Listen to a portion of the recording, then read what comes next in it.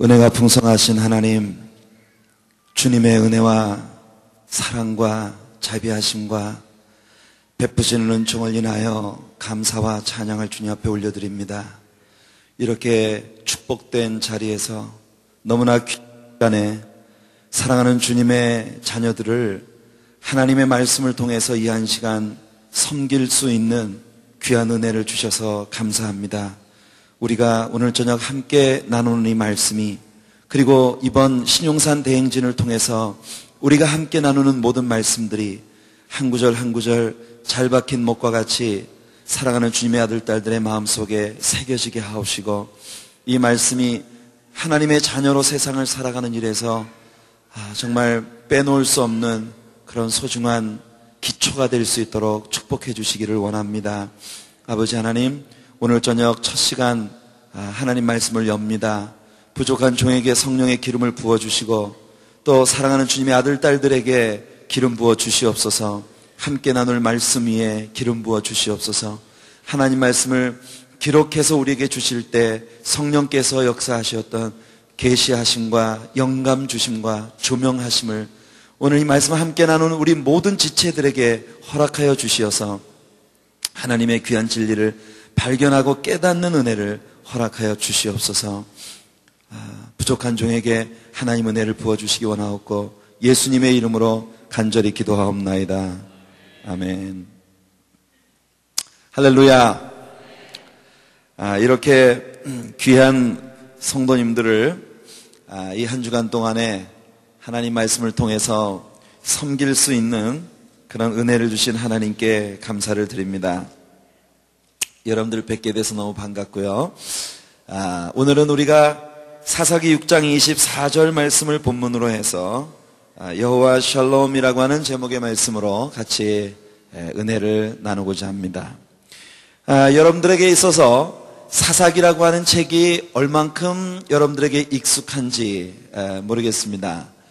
사사기, 저는 먼저요, 여러분들이 이 성경 말씀을 언제나 성경 전체, 창세기로부터 요한계시록까지 성경 전체의 큰 뷰를, 큰 어떤 그 관점을 여러분들이 가질 수 있게 되기를 바라요. 우리 크리스천들에게 있어서 제일 귀중한 생명은 하나님 말씀입니다. 그죠? 말씀을 빼놓고는 기독교 신앙을 이야기할 수가 없고, 여러분들 우리가 구원을 무엇으로 받습니까? 믿음으로 받죠? 믿음은 어디서 나요? 들음에서 난다고 했어요. 들음은 말씀으로부터 오는 것이라고 했습니다. 그러니까 기독교 복음의 기초, 우리들의 구원도 하나님 말씀으로부터 나오는 것이고, 또 신자의 영적 성숙도 마찬가지로 하나님의 말씀으로부터 옵니다. 그리고 우리가 장성한 자가 되어서 영적인 싸움을 싸워나갈 때 우리들의 무기는 또한 하나님의 말씀이에요. 그렇기 때문에 여러분들 모두가 다 하나님의 말씀에 아주 익숙한 그런 하나님의 사람들이 되시기를 바랍니다. 말씀 모르는 게 자랑이 아니에요. 네, 참 많은 경우에 우리 한국의 기독교인들이 이 말씀을 잘 몰라요. 열심은 국제적이에요. 제가 온 세상을 다니며 돌아다녀봐도 한국 신자들처럼 열심히 있는 교인들은 정말 찾아보기가 어렵습니다. 새벽기도, 철야기도, 금식기도, 주일 예배, 수요일 예배, 금요일 예배, 또 이렇게 전 깜짝 놀랐어요. 어떻게 요즘 같은 바쁜 세상에 온 성도님들에게 시간을 내어서 신용산 대행진, 이렇게 그냥 3박 4일 동안 한 곳에 모여서 이렇게 모든 것을, 여러분 가운데는 아마 진짜 1년에 딱 한 번 얻을 수 있는 금쪽 같은 휴가를 내어서 그 휴가를 포기하고 여기 와가지고 함께 시간을 보내시는 분들도 참 많을 텐데, 저는 우리 신용산 교회가 굉장히 아주 파워풀한 그런 교회라는 것을 여러분들을 보고 제가 느낄 수 있어요. 얼마나 놀라운지. 여러분들의 헌신, 하나님께 바치는 그 헌신과 함께하는 이 모임 가운데 하나님께서 정말 이번 기회에 넘치는 주님의 은혜와 축복으로 부어주실 줄로 믿습니다. 하나님을 공부하는 시간, 특별히 여러분들이 귀를 잘 기울이시고 하나님 말씀을 잘 들으셔서 이것이 여러분들에게 아주 영적인 풍성한 영향을 주는 그런 축복의 시간이 되기를 간절히 바랍니다. 자, 성경의 제일 첫 번째 책은 뭐죠? 창세기입니다. 여러분들 창세기가 무엇을 다루고 있는 책입니까? 우리 여기 하나님에 대해서 다루고 있대요. Sure. 성경의 66권이 모두 하나님에 관해서 이야기하고 있어요. 명답이야. 와우, 똑똑해. So smart. 여러분, 우리 어른 성도님들 한번 대답해 보세요. 창세기가 뭐에 대해서 다루고 있는 책입니까? 예? 예, 천지창조. 여러분들, 창세기가 뭐에 대해서 다루고 있습니까? 한번 물어보면, 대부분이 책 이름이 창세기 아니에요. 예? 세상을 창조하신 기록이에요. 창세기. 여러분, 창세기라고 하는 제목이, 본래 말입니다. 창세기라고 하는 책이 히브리 말로 베레시트예요. 제목이 베레시트. 원래 이 히브리 사람들은 히브리 문학의 특징이 뭐냐면 어떤 책의 제목을 지을 때 그 책의 제목을 따로 붙이는 게 아니라 그 책에 나오는 첫 번째 단어를 무조건 그 책의 제목으로 붙이는 거예요. 이게 히브리 문학의 특징입니다. 근데 히브리 성경에서 창세기의 첫 단어가 뭐냐면 베레시트예요. 베레시트가 뭐냐면 beginning. 영어 성경에서 in the beginning God created the heavens and the earth 이렇게 나옵니다. 하나님께서 태초에 in the beginning 시작이란 말이죠. 베레시트라는 이 히브리 말도 태초의 시작이라는 뜻이에요. beginning. 그래서 창세기라는 이 책은요, 문자 그대로 시작들의 책입니다. 시작들의 책. 창세기에서 모든 것이 시작된 것을 우리에게 보여주고 있어요. 창세기에서는 이 세상이 어떻게 시작됐는지를 보여주고 있습니다. 우주의 역사가 어떻게 시작됐는지를 보여주고 있어요. 가정이라는 것이 어떻게 시작됐는지를 보여줍니다. 인간의 역사가 어떻게 시작됐는지를 보여주고 있어요. 그런데 여러분들, 창세기가 이와 같은 천지창조의 시작들의 이야기라고 하는 것을 여러분들이 이야기한다면 그것은 창세기 가운데에서 오직 20장, 아니 20장도 안 돼요. 11장만을 놓고 여러분들이 이야기를, 아니 두세 장만 놓고 이야기하는 거나 마찬가지예요. 창세기 전부 몇 장입니까? 50장이에요. 그러면 창세기 50장의 내용 가운데 여러분들은 겨우 두세 장만 놓고 창세기라고, 이 책이 창세기라고 여러분들 생각을 하고 계신 거예요. 그러니까 여러분들 좀 더 풍성하지가 않습니다. 본래 창세기 그러면 천지창조의 책이다. 창세기는 말이에요, 여러분들에게 조금 충격이 될지 모르겠습니다만 창세기는 죄에 대해서 우리 인간에게 보여주는 책입니다. 죄가 이 세상에 어떻게 시작이 되었는가. 창세기는 크게 전반부와 후반부로 나눌 수 있어요. 전반부는 1장부터 11장, 후반부는 12장부터 50장. 1장부터 11장까지 전반부에서 하나님은 4가지 사건을 다루고 계십니다. 그 4가지 사건이 뭐냐면 창조, 타락, 홍수심판, 그리고 바벨탑 사건이에요. 그 다음에 12장으로부터 50장까지 나머지 후반부는 4사람의 인물에 대해서 다루고 있어요. 그 4사람의 인물이 누구냐면 여러분 잘 아시는 아브라함, 이삭, 아담, 노아. 예, 아담도 창세기 나오고 노아도 창세기 나와요. 그러나 창세기 12장으로부터 50장까지 나오는 4사람의 인물들, 아브라함, 이삭, 야곱, 요셉, 이 4사람의 인물을 다루고 있어요. 여러분, 창세기의 구도가 우리에게 무엇을 보여주느냐 하면 창세기 1장부터 11장까지는 죄라는 것이 인간에게 어떻게 시작이 되었고 그 죄성이 인간에게 얼마나 집요하게 뿌리내리고 있는가 하는 것을 우리들에게 보여주고 있습니다. 결국 죄로 인하여 인간은 타락했고 타락한 인생을 하나님께서 홍수로 심판하셨는데 홍수 심판이 있고 난 후에도 여전히 죄 문제는 해결되지 않았어요. 왜냐하면 홍수에서 살아남은 노아의 일가족이 또다시 죄악 가운데 들어가는 모습을 보고 노아의 후손 가운데에서 함의 자손들 중에 저 시날 평야에 자리 잡은, 시날 평야에 자리 잡았던 니므랏의 후손들에 의해서 하나님께 정면으로 도전하는 바벨탑이 쌓아지면서 여러분, 홍수 심판으로는 죄 문제가 완전히 해결되지 않았다는 걸 우리에게 보여주고 있어요. 그래서 하나님께서 홍수 심판으로 죄 문제가 해결되지 않았기 때문에 인간의 죄를 완전히 해결해 주시기 위한 하나님의 새로운 구원의 방편을 시작하시는데 그것이 뭐냐면 아브라함이라는 한 사람을 그 바벨론에서 불러내셔서 메시아를 이 땅에 보내시기 위한 새로운 한 가문을 시작하시기 위한 유대인의 혈통을, 히브리 사람의 혈통을 아브라함을 통해서 시작하신 것이에요. 그 아브라함이 기적 가운데 이삭을 낳았고 이삭이 야곱을 낳고 야곱이 요셉을 낳고 이렇게 아브라함의 가문이 시작된 것을 보여주는 것이 창세기의 대부분의 내용입니다. 사실상 창세기에서 창조에 관한 기사를 다루고 있는 것은요 1장과 2장뿐이에요. 그리고 3장에서 인간은 타락했어요. 4장에서는 노아의 후손들의 휘황찬란한 하나님을 반역한 죄악된 인생의 삶의 모습이 나오고 5장에 들어가서 그 죄의 여파로 이 땅에 나타나게 된 정말 월화의 공동묘지, 엄청 오래 살았던 사람들의 수명에 대한 이야기가 나오지만 결국은 몇 세를 향수하고 죽었더라. 모든 사람에게 죽음이 천해되었다는 것을 우리들에게 보여주고 있는 거예요. 그러니까 창세기 50장 가운데에서 10분의 1 안에 이미 창조와 그와 비슷한 세대에 벌어진 일들은 다 끝나버렸어요. 그 다음에 6장으로부터 본격적으로 셋의 후손들이 여러분들 타락하기 시작하는 모습을 보여주면서 그 타락에 대한 하나님의 홍수 심판의 기사가 나오고, 그래서 11장까지 해서 여러분 인간에게 죄가 얼마나 깊이 뿌리내렸는가를 보여주었죠. 그 다음에 그러니까 11장밖에는 없어요. 그 다음에 12장부터 50장까지 나머지 39장에 걸쳐서 하나님께서 들려주신 스토리는 아브라함의 후손으로 이 땅에 오실 메시아 예수 그리스도에 대한 소개인 것입니다. 그래서 창세기는 우리들에게 인간에게 죄가 시작되었다는 것을 보여주어요. 그럼 그 다음에 그 창세기의 끝이 어떻게 되느냐 하면 요셉이 애굽 땅에 내려가는 것으로 이제 형들의 미움을 받아서 애굽 땅에 팔려가서 애굽에 정말 종살이를 하다가 그 극심한 고생 끝에 보디발의 집에서 감옥에 갇히게 되고 그 다음에 바로 왕에게 나아가게 되는 광경까지 나옵니다.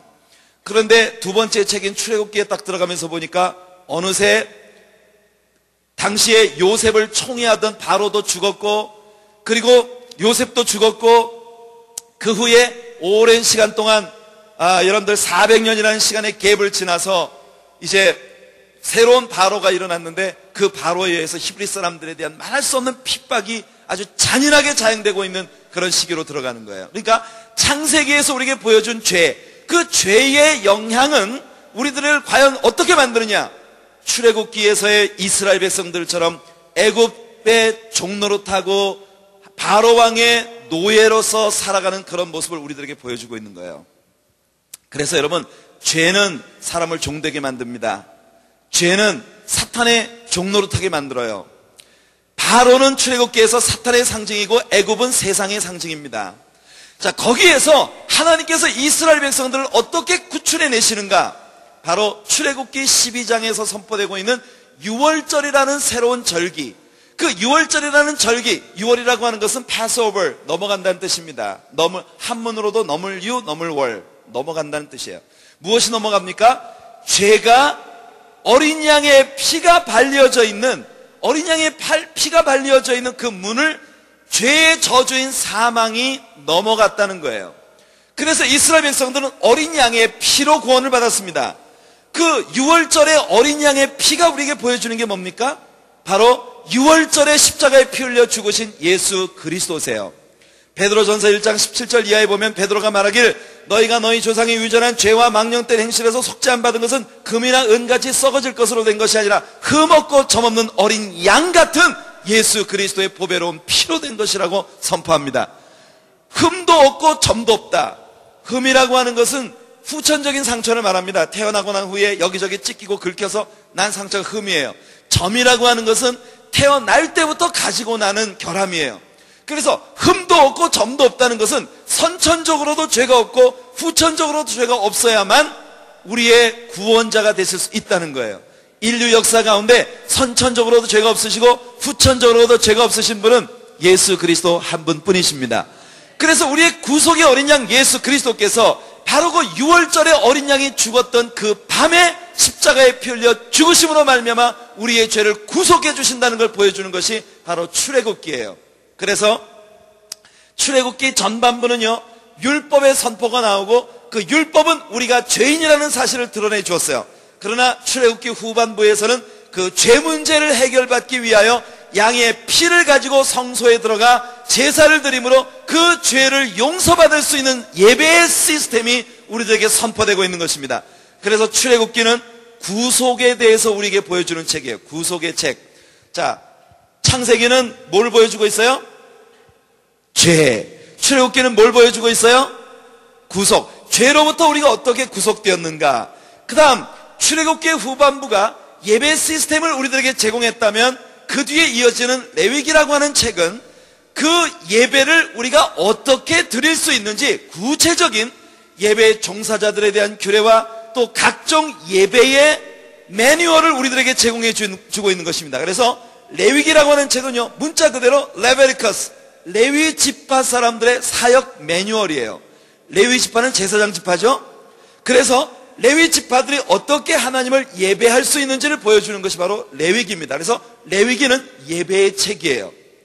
창세기는 죄의 책, 출애굽기는 죄로부터 구속받은 책, 그리고 레위기는 구속받은 신자들의 특권인 하나님 앞에 의롭다 하심을 받고 나아가 예배자로 설 수 있게 된 것을 보여주고 있는 예배의 책입니다. 아멘. 이게 이렇게 연결이 되고 있는 거예요 지금.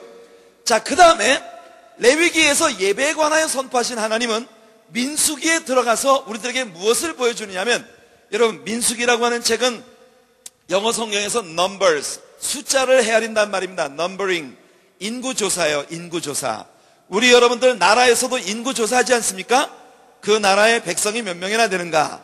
그래서 민수기 안에는 이스라엘 백성들에 대한 두 차례에 걸친 인구조사가 나와요.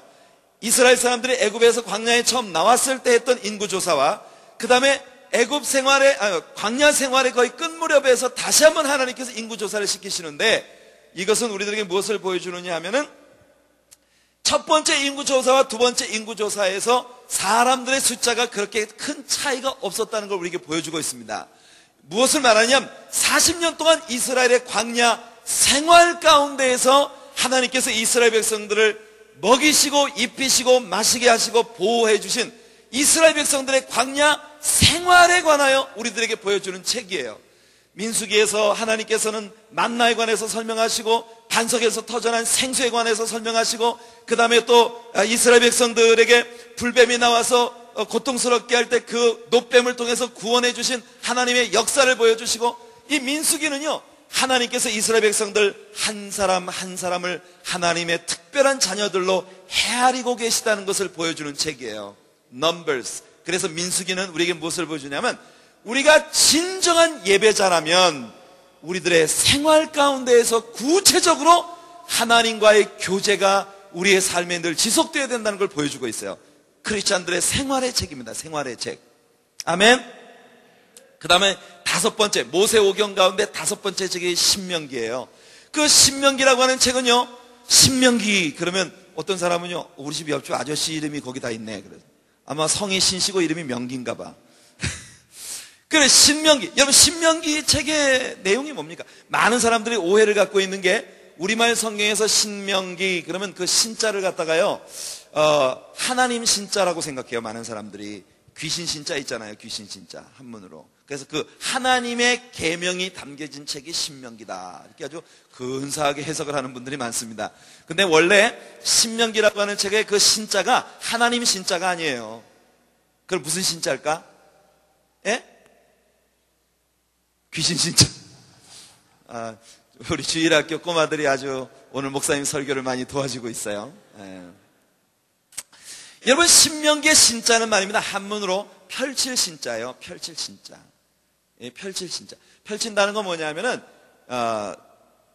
펼쳐주는 거예요. 문자 그대로 하나님의 율법을, 하나님의 계명을 펼쳐준다. 그러니까 신명기의 내용은 뭐냐면 하나님의 율법을 우리들에게 재해석해주는 의미를 가지고 있어요. 자, 신명기는 하나님이 언제 주셨느냐면 이스라엘 백성들 광야 생활을 다 끝내고 마지막 모압 평야에서 요단강만 건너면 이제 가나안 땅으로 들어가게 되는 그 위치에서 하나님께서 이스라엘 백성들에게 율법을 다시 한번 선포하시는 거예요. 왜 하나님께서 똑같은 율법을 또 한번 선포하실까? 이유는 뭐냐면 첫 번째 율법은 출애굽기 20장에서부터 하나님이 선포하셨는데, 출애굽기 20장에서 첫 번째 율법을 받았던 세대는 광야에서 다 죽었어요. 그죠? 그래서 그 광야에 나올 때 20세 미만의 어린아이였거나 또는 광야에서 새롭게 태어난 소위 X세대, 이 소위 신세대들이 광야 생활의 1.5세, 2세들, 완전히 신세대들이 이제 가나안 땅에 들어가려고 준비를 하고 있는 상황이기 때문에 그때 첫 번 하나님이 선포하셨던 율법을 받은 세대들은 이미 다 지나갔어요. 그래서 새로운 세대에게 하나님이 율법을 다시 한번 선포하시는 겁니다. 예, 영어 성경에서 이 신명기를 듀트로노미 이렇게 말하면 듀트로노미. 이 듀트로노미란 말은 헬라어 70인역 헬라어 번역 성경의 제목인 듀테로노미온이라는 단어에서부터 음력된 거예요. 듀테로라고 하는 말은 the second, 두 번째란 뜻이고, 노미온이라고 하는 말은 the law, 율법이란 말이에요. 그래서 신명기라고 하는 책의 제목은 문자 그대로 두 번째 율법이라는 뜻입니다. 두 번째 율법. 자, 첫 번째 율법과 두 번째 율법 사이에 가장 큰 이 차이점이 뭔지 아세요? 첫 번째 율법과 두 번째 율법의 사이에 굉장히 큰 차이점이 있어요. 여러분, 이 성경의 이 부분들을 이해하는 것이 성경의 나머지 66권을 여러분들이 다 이해하게 되는데 굉장히 큰 도움이 됩니다. 목사님은 사사기 읽어놓고 왜 창세기부터 엉뚱한 얘기를 이렇게 많이 하시나? 저는 지금 이번 3박 4일 동안 여러분과 함께 나눌 모든 말씀들의 기초를 놓고 있는 중이에요.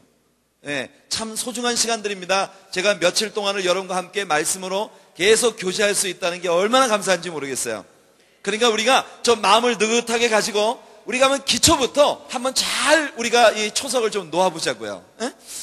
자, 여러분, 첫 번째 율법과 두 번째 율법 사이에 큰 차이점이 있는데 그것이 뭐냐면 율법을 받은 이스라엘 백성들의 그 마음가짐입니다.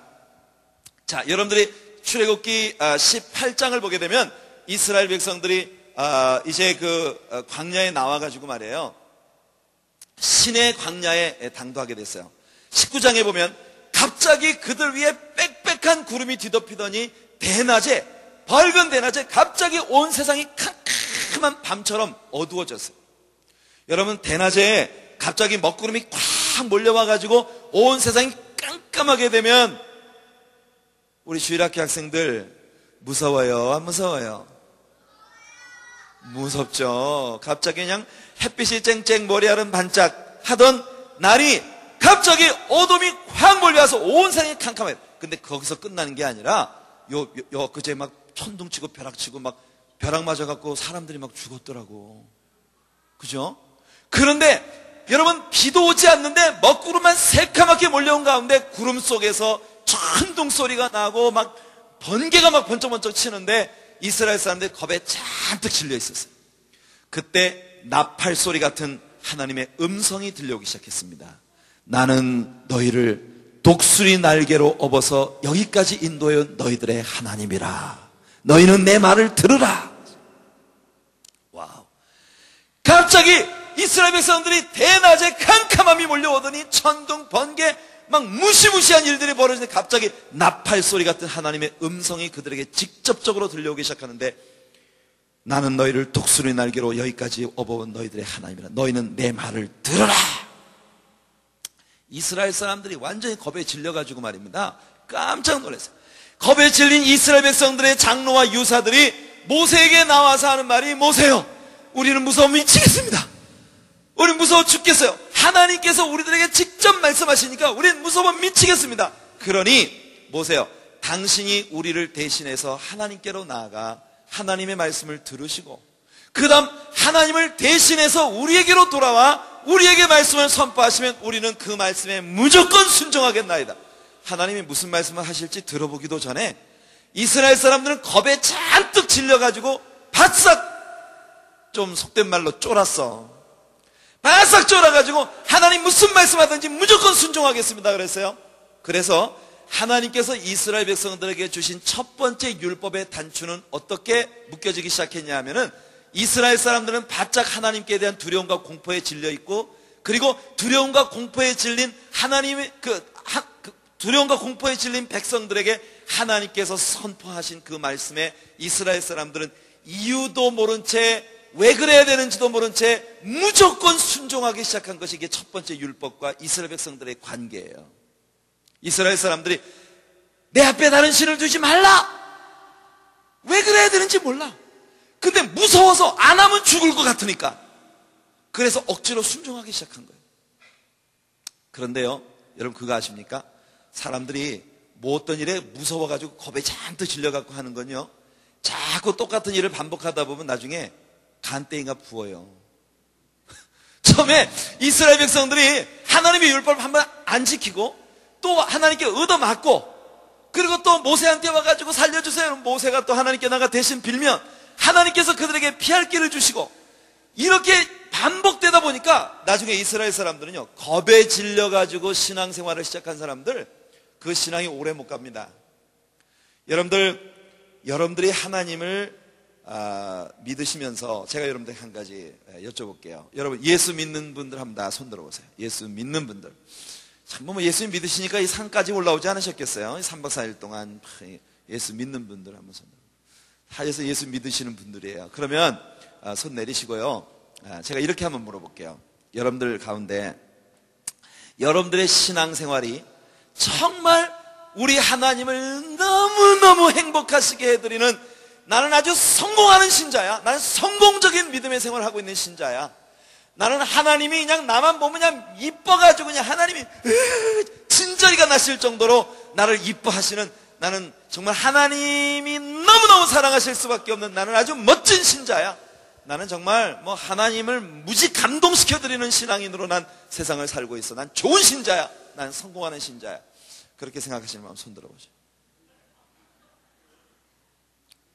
네. 저 뒤에 한 분이 손을 드셨어요. 네, 뒤에 한 분밖에 없으시네. 여기도 한 분 계시고요. 권사님이세요? 네. 권사님의 신앙생활에 어떤 부분을 하나님이 이렇게 이뻐하시는 것 같아요?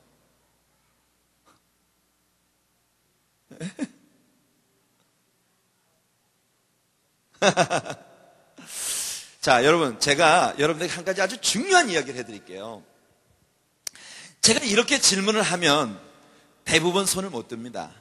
어떻게 감히 내가 하나님께서 나만 보면 막 이뻐가지고 진저리가 나실 정도로 하나님께서 나를 이뻐하실 만큼 그게 내가 멋진 아주 신앙적으로 성공적인 신자라고 말할 수 있느냐, 많은 사람이 그렇게 생각해요. 근데 여러분, 한번 이렇게 보십시오. 그러면 여러분들이 내가 실패하는 신자라고 다 생각하고 있다는 뜻이에요. 그죠? 내가 성공적이지 못하다, 나의 신앙은 성공적이지 못하다. 많은 분들이 내 신앙은 성공적인 신자가 못 돼 라고 생각하고 있습니다. 그 이유가 뭡니까? 여러분들 되게 많은 경우가 내가 성공하는 신자가 된다는 것을, 그 기준을 어디에 두냐면 내가 무엇을 했는가, 어떻게 사는가, 여기다 두어요. 하루에 몇 시간 기도하는가, 난 일생 동안 전도를 몇 명 했는가, 나는 헌금을 얼마나 드리는가, 11조 생활을 하는가, 내가 얼마나 이웃 사람들에게 선을 베풀면서 사는가, 그런 행위에 많은 기준을 여러분들이 가지고 있는 거예요. 하지만 로마서에서 바울 사도는 우리에게 밝히 말씀합니다. 행위를 가지고는 구원받을 육체가 아무도 없어요. 아무도 없어요. 여러분들이 하나님의 마음을 좀 만족시킬 만한 어떤 좋은 신자로서의 삶을 가지고 내가 한번 하나님 앞에 구원을 받아보겠다, 이렇게 생각하신다면 애당초부터 제가 부탁하겠는데 꿈 깨십시오.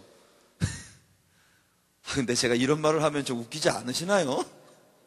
전부들 난 좀 웃자고 한 소린데 전부들 이렇게 앉아 계시니까 너무 심각해지잖아요. 여러분, 제가 아테네를 가보니까요, 이 헬라, 이 세상의 문화의 흐름 속에는요, 세계 역사의 문화의 흐름 가운데는 두 가지 큰 사조가 완전히 상반되는 함수관계를 가진 쌍곡선을 그으면서 이렇게 함께 갑니다. 그 하나는 헤브라이즘이고 하나는 헬레니즘이에요. 헬레니즘이라고 하는 건 세속의 문화를 말하는 것이고, 헤브라이즘이라고 하는 영적 문화를 말합니다. 하나님 문화, 그리고 세속 문화. 항상 하나님의 문화가 이 세상에 충만할 때는요, 세속의 것들은 모두 다 죽어요. 근데 세속적인 것들이 충만할 때는 영적인 문화가 완전히 바닥에 내려가 있어요. 지금 우리가 살고 있는 시대는 어떤 시대라고 생각하십니까? 제가 볼 때 우리 신용산 대행진에 모이신 신용산 신자들의, 신용산 교회의 성도 여러분들의 모습을 보니까 영적으로 여러분들 충만하신데, 불행하게도 우리가 살고 있는 세대는 지금 영적인 문화가 완전히 다운되고 세속의 문화가 모든 것을 다 장악하고 있는 것처럼 보이는 그런 세상에 우리가 지금 살고 있어요. 어떻든 이 세속의 문화, 인본주의 문화의 뿌리를 이루는 것이, 왜 그걸 헬레니즘이냐면 헬라의 철학에서부터 모든 것이 시작이 됐기 때문이에요. 헬라 철학의 시작은 어디서부터 오느냐면은 여러분들 잘 아시는 헬라 신화에서부터 옵니다. 헬라 신화는 세상 사람들이 신에 대해서 가지고 있는 그 관점이 어떤 것인가 하는 것을 우리들에게 아주 선명하게 보여주고 있어요. 헬라 신과는 뭐냐면 인간으로부터 완전히 초월된 신들이 있어요. 인간으로부터 초월된 신들. 그 신들이 제우스나 무슨 아폴로나 나이키, 무슨 다이애나, 뭐 이와 같은 신들이, 비너스 이런 신들, 인간의 초원, 포세이돈 이런, 여러분들 그런 신들이 언제나 인간들을 장악하고 있으면서 인간들을 굉장히 괴롭혀요. 이 헬라의 신관 속에 나오는 신들은 인간과 항상 팽팽한 긴장을 유지하고 있습니다. 그래서 인간들을 굉장히 괴롭혀요. 인간들이 신에게 잘못 보이면요, 금방 신이 진노해 갖고 노발대발하고, 인간이 막 사람이라도 잡아갖고 신들에게 바치는 막 이런 걸 제사를 할 때 신은 또 기뻐가지고 허허허 하고, 그러다가 수틀리면 말입니다, 포세이돈 같은 이런 바람과 바다의 신은 막 사람을 갖다가 집에도 못 돌아가게 몇 년 동안 풍랑 속에 가두어가지고 꼼짝을 못하게 만들고. 그러니까 이 세상 사람들이 가지고 있는 신에 대한 관념은 뭐냐면, 인간보다도 초월한 능력을 가지고 있는 신들이 그 초월한 능력을 가지고 인간들 위에 군림하면서 인간들을 몹시 괴롭히는 그런 신관이에요. 이게 세상 사람들이 가지고 있는 이 세속적인 신관이에요. 그런데 불행한 것은 뭐냐면, 오늘날 교회 속에 있는 크리스천들 가운데 많은 사람들이 그런 신관을 가지고 있다는 것입니다. 그래서 우리가 조금 뭘 잘못하면 벌써 하나님께서 막 질풍노도와 같이 우리에게 분노를 퍼부으실 준비가 되어 있는, 항상 우리 하나님께서는 회초리를 들고 너 이거 잘못하기만 해봐, 수틀리기만 해봐, 율법이라는 것을 탁 걸어놓고 율법에 어긋나기만 하면 그냥 사람을 갖다가 못 살게 구는 이런 하나님으로 많은 사람들이 생각하고 있다는 거예요. 그러나 그렇지 않습니다, 여러분. 제가요, Behind the Veil이라고 하는 책을 읽었는데, 그 Behind the Veil이라고 하는 것은 veil 아시잖아요? veil, 앞에 이렇게 머리 쓰고 있는 거. 이 이슬람 무슬림으로 태어나서 무슬림 전사로 훈련받으면서 자랐던 한 여자가 예수님의 복음을 접하고 예수님을 구주로 영접하고 구원받고 난 후에 이 사람이 쓴 책이에요. Behind the Veil이라는 책이 있는데, 여러분, 무슬림들이 얼마나 잔인합니까? 그 사람들은 자기들의 종교적인 세를 오직 폭력으로 넓히겠다고 생각하는 사람들이에요. 그게 성전, 지하드의 전사들이에요. 지금도 아프가니스탄에 봉사활동을 하러 갔던 우리 형제 자매들이 납치가 돼가지고 말입니다. 오늘 제가 여기 예배를 드리러 나오기 직전에 뉴스를 보니까 오늘 뭐 탈레반에서 4사람을 오늘 처형을 하겠다고 또 얘기를 했더라고요. 그러니까 한편에서는 뭐 석방이 가능하다, 아직도 뭐 대화의 여지가 남아있다 하면서 한편에서는 또 4사람이나 오늘 처형을 하겠다고 지금 선포를 했는데, 참 우리 여러분 많은 기도가 필요합니다. 정말로 이 무슬림들은 그렇게 잔인해요. 그래서 이 사람들은 그 신에 대해서 그들이 가지고 있는 관점이 뭐냐면, 항상 인간은 신을 위해서 희생하기 위해서 존재하는 게 인간이다. 이게 그래서 무슬림의 전사들은요, 신을 위해서 죽는 게 최고의 영광이에요. 달리 말할 게 없어요. 그러니까 이 사람들은 아주, 이게 왜 자꾸 이 신을 위해서 죽는 것이 그들의 최고의 영광이기 때문에 이 사람들은 그냥 목숨을 거는 거죠. 지금도 우리 인질들을 구출하기 위해서 혹시 미국이나 아프간 군대나 이런 군대들이 그들을 이제 그 무력으로 진압하게 될까봐 자살 폭탄을 할 준비를 다 하고, 이 인질들 옆에 지키는 사람들이 여기 폭탄을 다 두르고 있는 거예요. 그러니까 수틀리면 자기들 터지고 인질들 다 함께 죽겠다는 거예요. 인질들을 죽이기 위해서 자기가 죽을 각오를 하는 것입니다. 얼마나 잔인한 사람들이에요. 여러분, 비행기를 몰고 여러분들 그 월드 트레이드 센터 WTC 빌딩을 갖다가 그냥 가서 들이받을 수 있는, 여러분 정말 무서운 사람들. 그래서 이 자매가 하는 이야기가 뭐냐면, 자기는 태어나면서부터 자라면서 계속해서 하나님에 대해서 자기가 가지고 있는 관점이 뭐냐면, 인간은 신을 위해서 죽기 위해 존재한다는 거예요. 그런데 이 자매가 갑자기 예수님을 영접하게 된 그 복음의 충격이 뭐냐 하면요, 복음의 충격이 뭐냐면, 자기는 태어나서 자라면서 지금까지 계속해서 우리는 신을 위해 죽기 위해 존재한다고 배웠는데, 이 복음을 들으니까 신을 위해 인간이 죽는 게 아니라 인간을 위해서 하나님이 죽으셨다는 거예요. 하나님께서 육체를 입으시고 이 땅에 오셔서 화육하신 하나님이신 예수 그리스도께서 우리 인간의 죄를 다 짊어지시고 잔인하게 십자가 위에서 혼자 죽어주심으로 말미암아 그 예수 그리스도를 믿는 자들에게 구원의 은총을 베풀어 주신다는 것이, 이게 복음이라는 거예요. 이 자매는 여기에 엄청난 샥을 받았어요. 그렇습니다, 여러분. 여러분들이 하나님을 위해서 어떤 공로를 세우는 것은 고사하고, 하나님을 위해서 어떤 착한 기준이 뭔지조차도 모르고 있었던, 철모르던 말할 수 없는 죄인으로서의 본질을 가지고 태어난 죄인이었을 때 하나님 벌써 여러분들을 사랑하셨어요. 하나님이 누구신지도 모르고 성이 무엇인지도 모르는 그런 상태에서 하나님 벌써 여러분을 사랑하셨어요. 그리고 그 아들 예수 그리스도를 아낌없이 여러분들 위해 내어주신 거예요. 그런데 그렇게 아낌없이 내어주시고 예수 그리스도 내어주시고 여러분들 구원하신 그 하나님께서 여러분들 얼마나 사랑하시겠냐고요. 제가 여러분들에게 한 가지 분명히 선포할 수 있는 건, 이 지구 위에 말입니다, 지구 위에 여러분 중에 단 한 분만이, 아무도 없고 단 한 분만이 아담의 후손으로서 세상에 살고 있었다 하더라도 분명히 하나님께서는 예수 그리스도를 그분을 위해서 보내셨을 것입니다. 예수 그리스도는 그분을 위해서 십자가 위에 죽으셨을 거예요. 이것이 우리를 향한 하나님의 사랑이십니다. 그래서 여러분들이 무지막지한 죄인이었을 때에도 하나님 벌써 여러분들을 사랑하셨는데, 지금은 여러분들이 하나님의 자녀가 됐잖아요. 예수 믿는다고 고백했지 않습니까? 그리고 내가 비록 잘하지 못하지만, 어떤 사람은 하루에 6시간씩도 기도한다는데 6시간은 고사하고 겨우 하루 세끼 밥 먹을 때 잠깐 주님 땡큐 이러고, 이것이 나의 유일한 기도 생활이라 할지라도, 내가 일평생 동안 아직 나는 전도 한 번도 못했다 할지라도, 여러분들이 신용산 교회의 신자로서 살고 있다는 그 자체만으로도 하나님께서는요, 여러분들이 정말 몸살 날 정도로 사랑스러우신 분들이세요. 여러분들이. 그러니까 한 가지 여러분이 밝히 기억하셔야 할 것은, 신자로서 우리들은 절대로 실패할 수 없는 사람들이라는 거예요. 아멘. 이번 이 캠프를 통해서 여러분들 모두가 하나님의 자녀로서의 프라이드를 회복하는 시간이 되길 바랍니다. 우리는 절대로 실패할 수 없는 사람들이에요. 내가 신자로서 내 삶에서 어떤 실패를 경험하고 있다 하더라도 여전히 하나님은 지금 역사하시고 계신 중이시고, 하나님이 모든 것을 지으실 때 우리가 전도서 3장을 읽어보면은요, 하나님께서 모든 것을 때를 따라 아름답게 지으셨다고 했거든요. 근데 우리말 성경에서 번역되지 않은 구절이 하나 있어요. 그게 뭔지 압니까? 영어 성경에 보면 In His time He makes all things beautiful. In His time, 하나님의 시간에 모든 것이 아름답도록 하나님이 지으셨다는 것입니다. 여러분들이 지금 보기에 모든 게 다 아름다운 것이 아니고, 내 삶이 정말 말할 수 없는 그런 형편 가운데 있고, 진짜 나는 별로 아름답지 못해. 내가 잘생기기를 했나? 몸매가 S라인인가?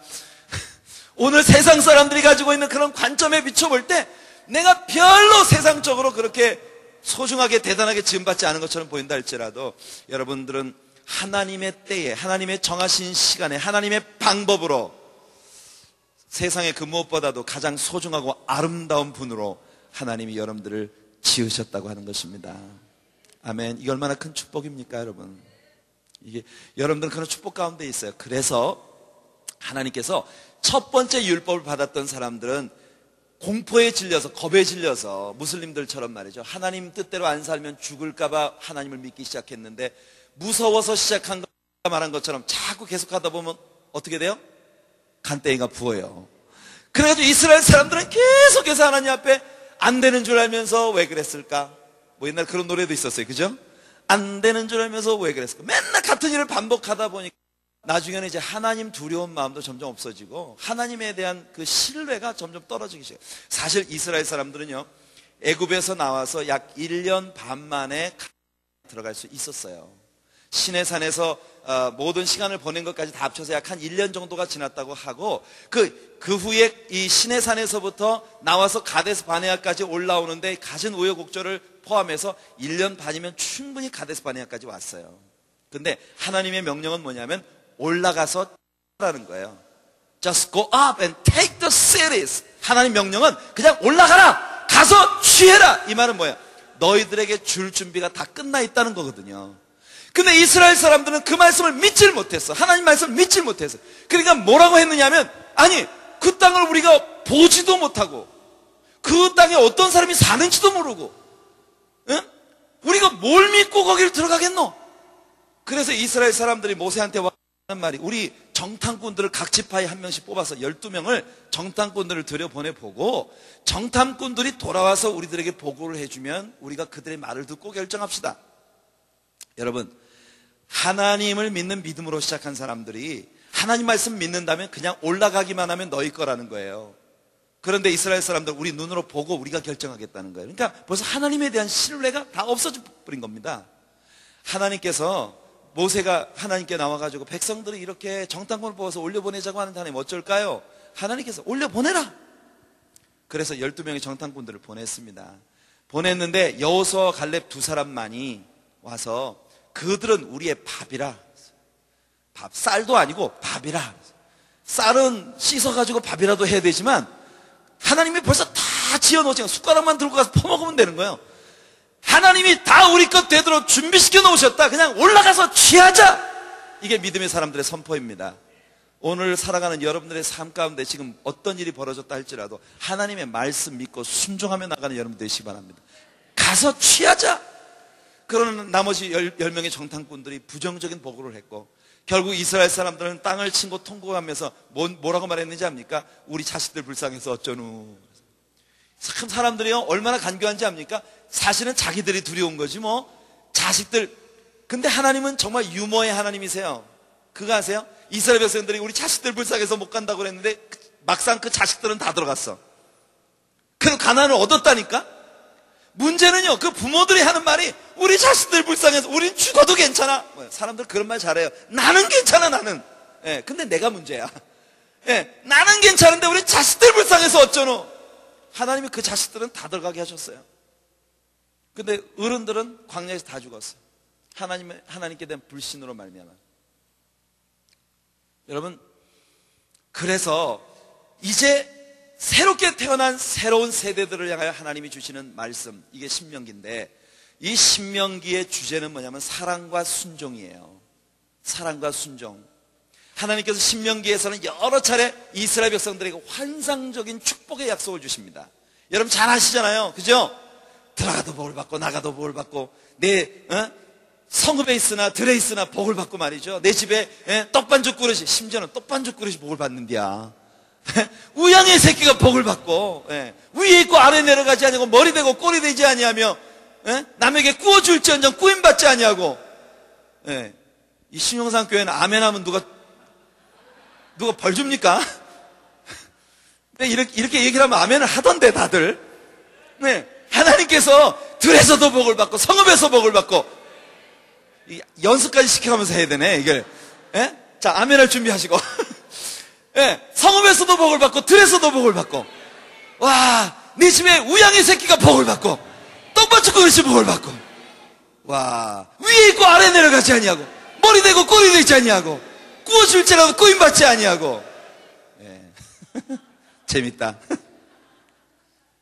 여러분, 그런데 신명기를 주실 때 하나님께서는 이스라엘 백성들에게 항상 이런 조건을 주십니다. If you do this, I will do this.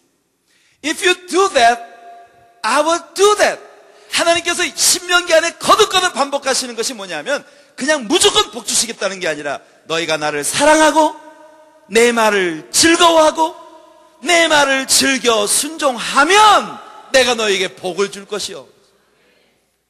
그런데 신명기 전체를 시작하기 전에 하나님께서 이스라엘 백성들에게 주신 율법의 핵심이 되는 말씀이 있어요. 그게 뭐냐면 신명기 6장 4절입니다.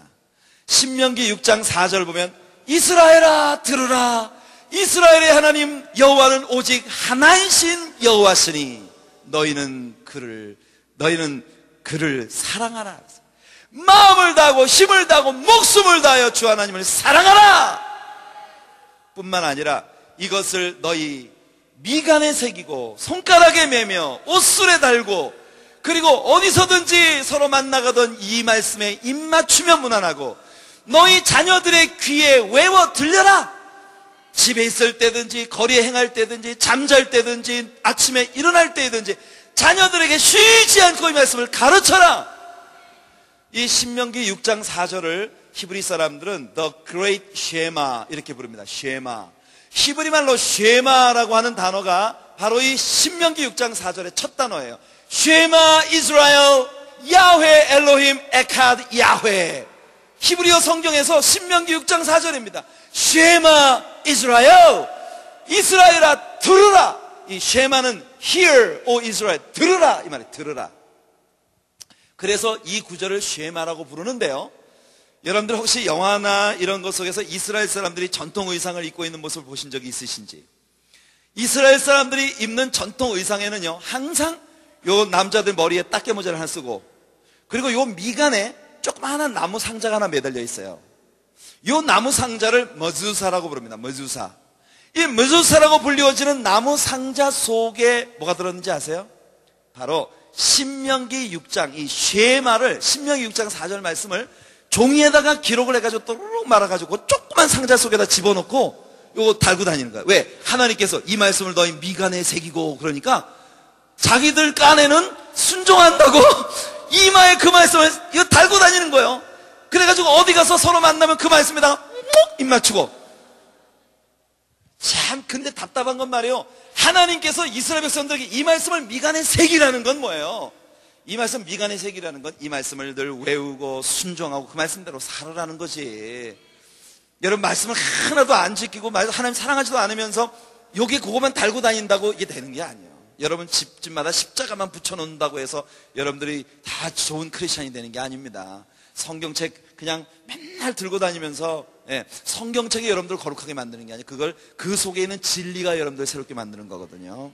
제가 북한 선교원에 있을 때 말이에요, 김희자 권사님이라는 분을 초청을 해가지고 간증 집회를 했어요. 그 간증 집회를 했는데 이 권사님이 와가지고 뭐라고 하는지 압니까? 성경책 요 조금 반만한 거 있잖아요. 조그만 빨간 가죽으로 된 성경책을 하나 딱 꺼내더니, 그분 말 엄청 잘하잖아요. 그죠? 김희자 권사님 아시죠? 코미디언, 옛날 코미디 하시던 분, 말 따따따따 하시는 분 있잖아요. 그분이 성경책 딱 들어 말해, 여러분 이 성경이요, 제가 어렸을 때 우리 엄마가 사준 성경이죠. 나는 모태신자예요. 모태신자. 근데요, 난 아무것도 못해요. 모태신자라서 아무것도 못해요. 기도도 못하고요, 찬양도 못하고. 이게 완전히 자기 모태신자였는데 아무것도 못한대. 그런데 한 가지 중요한 건, 이 성경책을 내가 내 손에서 한 번도 뗀 적이 없어요. 잠잘 때는 항상 머리맡에 두고 자고요, 항상 어떤 때는 성경책을 베고 자고요, 어떤 성경책이 내 지갑 속에, 가방 속에 들어있지 않은 것을 내가 발견하면 영화 촬영을 아무리 귀한 약속이 있어도 다시 가서 가지고 와야만 일을 할 수 있었다는 거예요. 근데 이 권사님이 하시는 말씀이, 근데요, 죄송하면 한 번도 읽어본 적은 없어요. 진짜 많은 신자들이 성경책을 맨날 들고는 다니는데 그 성경책 자체가 어떤 무슨 신적인 권위나 어떤 주술적인 무슨 능력을 가지고 있는 것처럼 착각하고 있는 것 같아요. 여러분, 성경책이 이게 자체가 무슨 능력을 갖고 있는 게 아니에요. 이 속에 기록된 진리가 능력이 있는 거예요. 여러분, 하나님과 연관이 있으셔야지. 그래서 사람들이요, 이 성경을 갖다가 성경에서 안 배우고 영화에서 성경을 배우는 게 이 문제라. 그게 문제예요. 그래서 맨날 드라큘라 같은 종류의 영화들을 사람 많이 보기 때문에 사람들이 십자가를 숭상해, 십자가를. 근데 십자가 그 자체가 능력이 있는 게 아닙니다. 십자가에 달리신 예수님과 내가 연관이 있을 때 능력이 나타나는 거예요. 사도행전 보세요, 여러분. 스게와 제사장의 7 아들들이 바울 흉내를 냈어요. 귀신 들린 자한테 가서 귀신 안 나가라 그랬거든요. 예수 이름으로 나가라 그랬거든. 근데 어떻게 했어요? 귀신 들린 사람이 그냥 쫓아와가지고 이 스게와 7 아들을 그냥 깔고 앉아버렸어. 뻘거벗고 걸으면 안 살려요. 정말. 그때 귀신 들린 자들이 뭐라고 했는지 압니까? 예수도 내가 알고 바울도 내가 아는데 너희들은 누구냐? 이게 굉장히 중요한 겁니다. 많은 사람들이 그래서 하나님의 성경을 모른 채, 말씀을 모른 채 예수를 믿어요. 이게 정말 답답한 거거든. 그래가지고 당신이 왜 그렇게 믿습니까? 물어보면요, 우리 목사님 그렇게 하라고 했어요. 목사님 왜 그렇게 하라고 하셨습니까? 그 꼬치꼬치하죠. 덮어놓고 믿어, 덮어놓고. 그래서 많은 경우 한국 신자들은요, 덮어놓고 믿는 게 좋은 신앙인 줄 아는데, 저는 여러분들에게 분명히 말씀드리는 게, 제발 덮어놓고 믿지 말고 펼쳐놓고 믿으시기 바랍니다. 아멘. 이번 기회에 저는요, 그래요, 어딜 가든지 제가 이렇게 그 집회를 하면 한 가지 좋은 게 있어요. 그게 뭐냐면, 집회가 끝나고 난 다음에 성도님들의 마음 안에 성경을 공부하고 싶은 열화와 같은 마음이 생기기 시작한다는 거. 저는요, 아무것도 잘하는 거 없습니다. 그냥 저는 하나님의 말씀을 여러분들이 포괄적으로 이해할 수 있도록 만들어 드리는 거예요. 이번 집회를 통해서. 여러분, 집회가 끝나고 난 다음이 더 중요해요. 그래서 여러분들 이번 신용산 대행진이 끝나고 난 다음에 신용산 교회 안에 성경을 공부하는 열풍이 불어닥치는 역사가 있길 바랍니다. 이제 부목사님들 큰일 났다 이제 쫓아다니면서 여러분들 참 중요해요. 자, 그래서 이스라엘 사람들은 여기다가 그 말씀을 갖다가 진짜 새겨가지고 붙이고 다녔지만 중요한 것은 뭐냐면 그들은 그 쉐마의 기본적인 정신인 하나님을 사랑하지 않았어요. 마음을 다하고 힘을 다하고 목숨을 다해 주 하나님 사랑해라. 여러분, 율법사가 예수님께 와서 물었잖아요. 율법 중에 제일 큰 율법이 뭡니까? 그때 예수님 말씀하셨던 것도 바로 이 쉐마입니다. 너희 하나님을 마음을 다하고 목숨을 다하고 성품을 다해 사랑하라. 이게 첫째 되는 계명이다. 그래서 신명기에서 하나님께서 이스라엘 백성들에게 주신 건 뭐냐 하면은 너희는 나를 사랑해라. 우리 서로 사랑하자. 하나님과의 사랑에 빠지라는 것입니다. 하나님과 사랑에 빠지라는 거예요. 여러분들 이번 이 신용산 대행진을 통해서 여러분들이 우리 하나님과 사랑에 빠지는 시간이 되길 바라요. 아멘. 여러분, 하나님과 사랑에 빠지는 거예요. 이게 참, 하나님은 여러분들을 너무너무 사랑하세요. 그래서 여러분들 행하신 하나님의 성실하심은 아침마다 새롭습니다. 그래서 이게 모세오경인데 신명기를 받고 이스라엘 사람들이 여호수아서에서 가나안을 정복했어요. 그리고 난 다음에 사사기에 들어오면서 정복된 가나안 땅을 분배받은 이스라엘 사람들이 가나안 땅에 어떻게 정착하는가 하는 모습을 우리에게 보여주는데, 여러분, 사사기라고 하는 책 속에는요 하나의 커다란 굴레가 이렇게 계속 굴러가고 있습니다. 그게 뭐냐면 여호수아서의 마지막 부분에 보면은 여호수아와 이스라엘 군대가 가나안 땅을 정복하고 그 가나안 땅을 12지파에게 분배해 주었어요. 그 분배받은 땅에서 이스라엘 사람들이 사는데 불행스럽게도 여호수아는 하나님의 명령을 완전히 순종치 않고 가나안 땅의 몇몇 부족들을 그들 곁에 남겨두었습니다. 하나님 싹 쓸어버리라고 하셨거든요. 근데 그들 곁에 남겨두었어요. 근데 그들을 남겨두었을 때는 그 족속들이 굉장히 무시해도 좋을 만한 작은 촌락들이었거든요. 그런데 이 사람들이 그냥 점점 자라가지고 나중에는 여러분들 블레셋 나라의 5대 도시들이 됐어요. 가사와 가드와 아스돗 이런 도시들이 여호수아가 남겨놓은 그런 도시들이. 그래서 이스라엘 사람들이 하나님께서 주신 땅에서 평안과 은혜 가운데 안식하면서 이제 전쟁이 끝나고 그들이 안식하였더라 그랬거든요. 그렇게 여호수아서 끝났어요. 근데 그게 완전한 안식이 아니에요. 옆에 죄악의 근원이 남아있으니까. 그런데 이스라엘 사람들이 하나님의 축복 가운데 이렇게 시작이 됐단 말이에요. 한번 보세요. 하나님의 축복과 안식 가운데 시작을 했어요. 근데 하나님은 축복 주시고 안식 주시는 하나님을 잘 신앙하고 섬기면 얼마나 좋겠습니까? 근데 이스라엘 사람들이 타락해요. 주변에 있는 가나안 원주민들에게 여러분들 우상 숭배를 배우고 음란하고 부패한 그런 이스라엘 사람들의 여러분 죄악 가운데 빠져들기 시작합니다. 가나안 원주민들이 얼마나 끔찍한 죄를 저지르고 살았는지 아십니까, 여러분?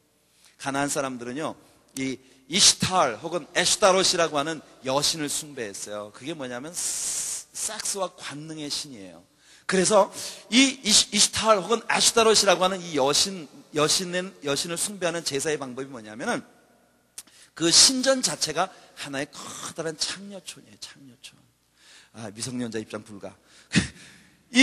그런데 거기에 가가지고 거기에 있는 공창들, 그 제사장들, 여제사장들, 그 여제사장들이요 매일 밤마다 뻘거벗고 관능적인 춤을 추고. 그러니까 여러분들 텔레비전에서 나오는 그 음란한 그런 모습들이 이게 오늘날 새 것이 아닙니다. 옛날에 다 있던 거예요. 그래가지고 소위 무슨 아주 옷을 막 벗고 춤을 추고 하는 그런 것을 보면서 막 환호하고 열광하는 그게 바로 에슈타롯이라고 하는 여신에게 숭배하는 거예요. 그런데 이제 문제가 있어요. 그게 뭐냐면 옛날에 그 시대에는 이 아기를 낳지 않도록 조절하는 방법이 없었잖아요. 그렇기 때문에 그 공창들에 와서 수많은 남자들이 그 여사제들과 더불어서 몸을 섞으면서 원치 않는 아기들이 너무 많이 탄생하게 되는 거예요. 그래서 그 태어나는 아기들을 갖다가 처리할 방법이 없어요. 그 처리할 방법이 뭐냐면 몰렉이라는 신이 있어요. 몰렉은 쾌락의 신입니다. 쾌락의 신. 오늘날의 스포츠 이런 것들이 다 이 몰렉과 연관이 되는 거예요. 그 몰렉이라는 여신은요 손바닥이 프라이팬처럼 쇠로 만들어진 번철이에요. 그 번철 위에다가 갓 태어난 원치 않는 거기서 무지막지하게 태어나는 그 아이들을 갖다가 이 불에 새빨갛게 달군 몰렉의 여신의 손바닥 위에다가 얹어가지고 그냥 불덩이 같은 거기에 갓 태어난 태아를 갖다가 죽여버리는 거야. 그것으로 몰렉이라는 신에게 제사를 드립니다. 여러분, 하나님께서 이 이스라엘 백성들로 하여금 가나안을 완전히 쓸어버리라고 하셨을 때에 그 가나안 사람들, 여러분들은 그래, 하나님이 세상에 무자비하시지 아무리 자기 백성이라고 가나안 사람들은 사람도 아닌가 다 쓸어버리라고 하게, 그럴 만한 이유가 있으신 것입니다. 하나님께서는요, 아모리 족속들에게 죄악이 아직 관영하지 않기 때문에 아브라함을 그 땅에 데려다 놓으시고도 그 땅을 아브라함에게 주실 수 없었어요. 그러나 이 가나안 사람들에게 하나님은 기나긴 시간 동안 회개의 기회를 지속적으로 주셨던 거예요. 그러나 이스라엘 사람들이 가나안을 정탐했을 당시는 가나안 사람들의 도덕적인 수준이 역사 가운데 어느 때와 견줄 수 없는 최저의 수준에 도달해 있었던 거예요. 그래서 하나님은 이스라엘 백성들의 손을 들어 가나안을 심판하신 것입니다. 하나님은 의로우신 하나님이세요. 그래서 여러분들, 이와 같은 가나안 원주민들의 죄악된 삶을 이스라엘 자손들이 자꾸 배우기 시작했어요. 그러면서 가나안 여자들과 통혼을 하기 시작하고 이러면서 이스라엘 사람들에게 죄가 들어오기 시작합니다. 그러면 하나님께서는요, 손을 들어 이스라엘을 치시는데 주변에 하나님께 불순종하고 남겨두었던 이방 사람들을 들어서 이스라엘을 공격하게 하시고 적게는 4년 혹은 8년 혹은 20년 길게는 40년씩이나 이스라엘 사람들이 원수들의 압제 아래에서 꼼짝 못하고 고통받고 학대받고 괴로움을 당하게 만드시는 거예요. 그러면 이스라엘 사람들이 이 최저의 자리까지 왔을 때 하나님께 부르짖어요. 주여 살려주세요. 잘못했습니다. 용서해 주세요. 하나님께 부르짖으면 참 우리 하나님은 사랑의 하나님이세요. 그래서 이스라엘 사람들을 위한 딜리버를, 구원자를 보내주시는 것입니다. 그게 바로 사사예요. 그래서 사사를 보내주셔서 그 사사들을 통해서 이스라엘 백성들을 구원시켜 주시면 또다시 이스라엘 사람들은 하나님의 축복과 평안 가운데 들어가죠. 여기서 끝났으면 얼마나 좋겠습니까?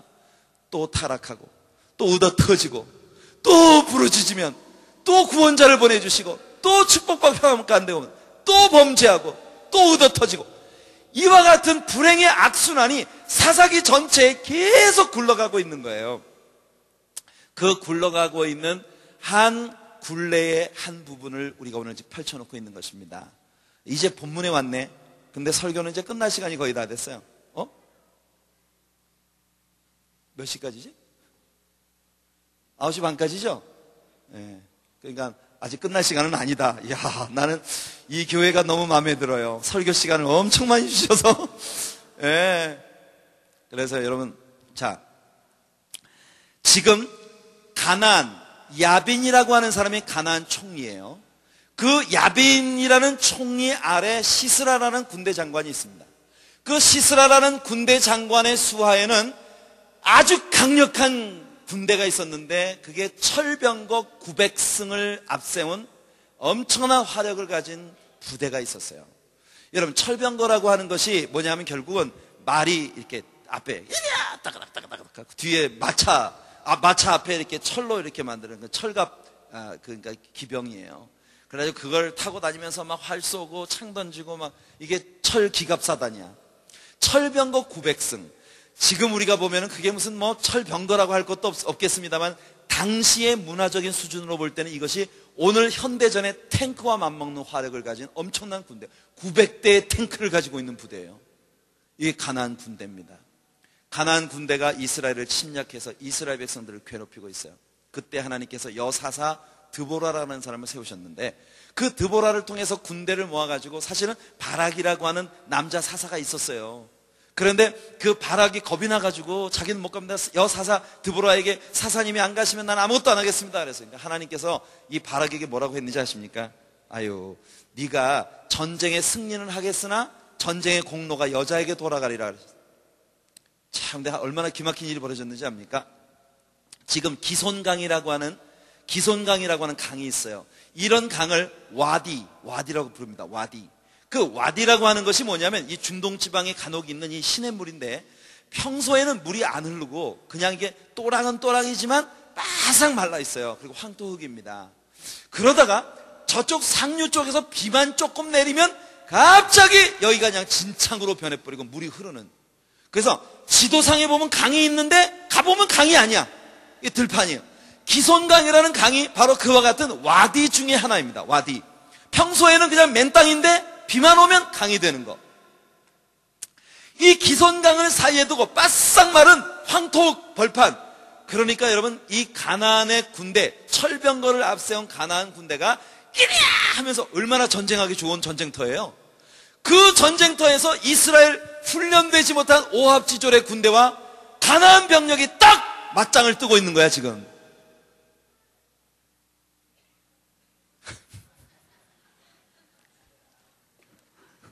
아우 썰렁해.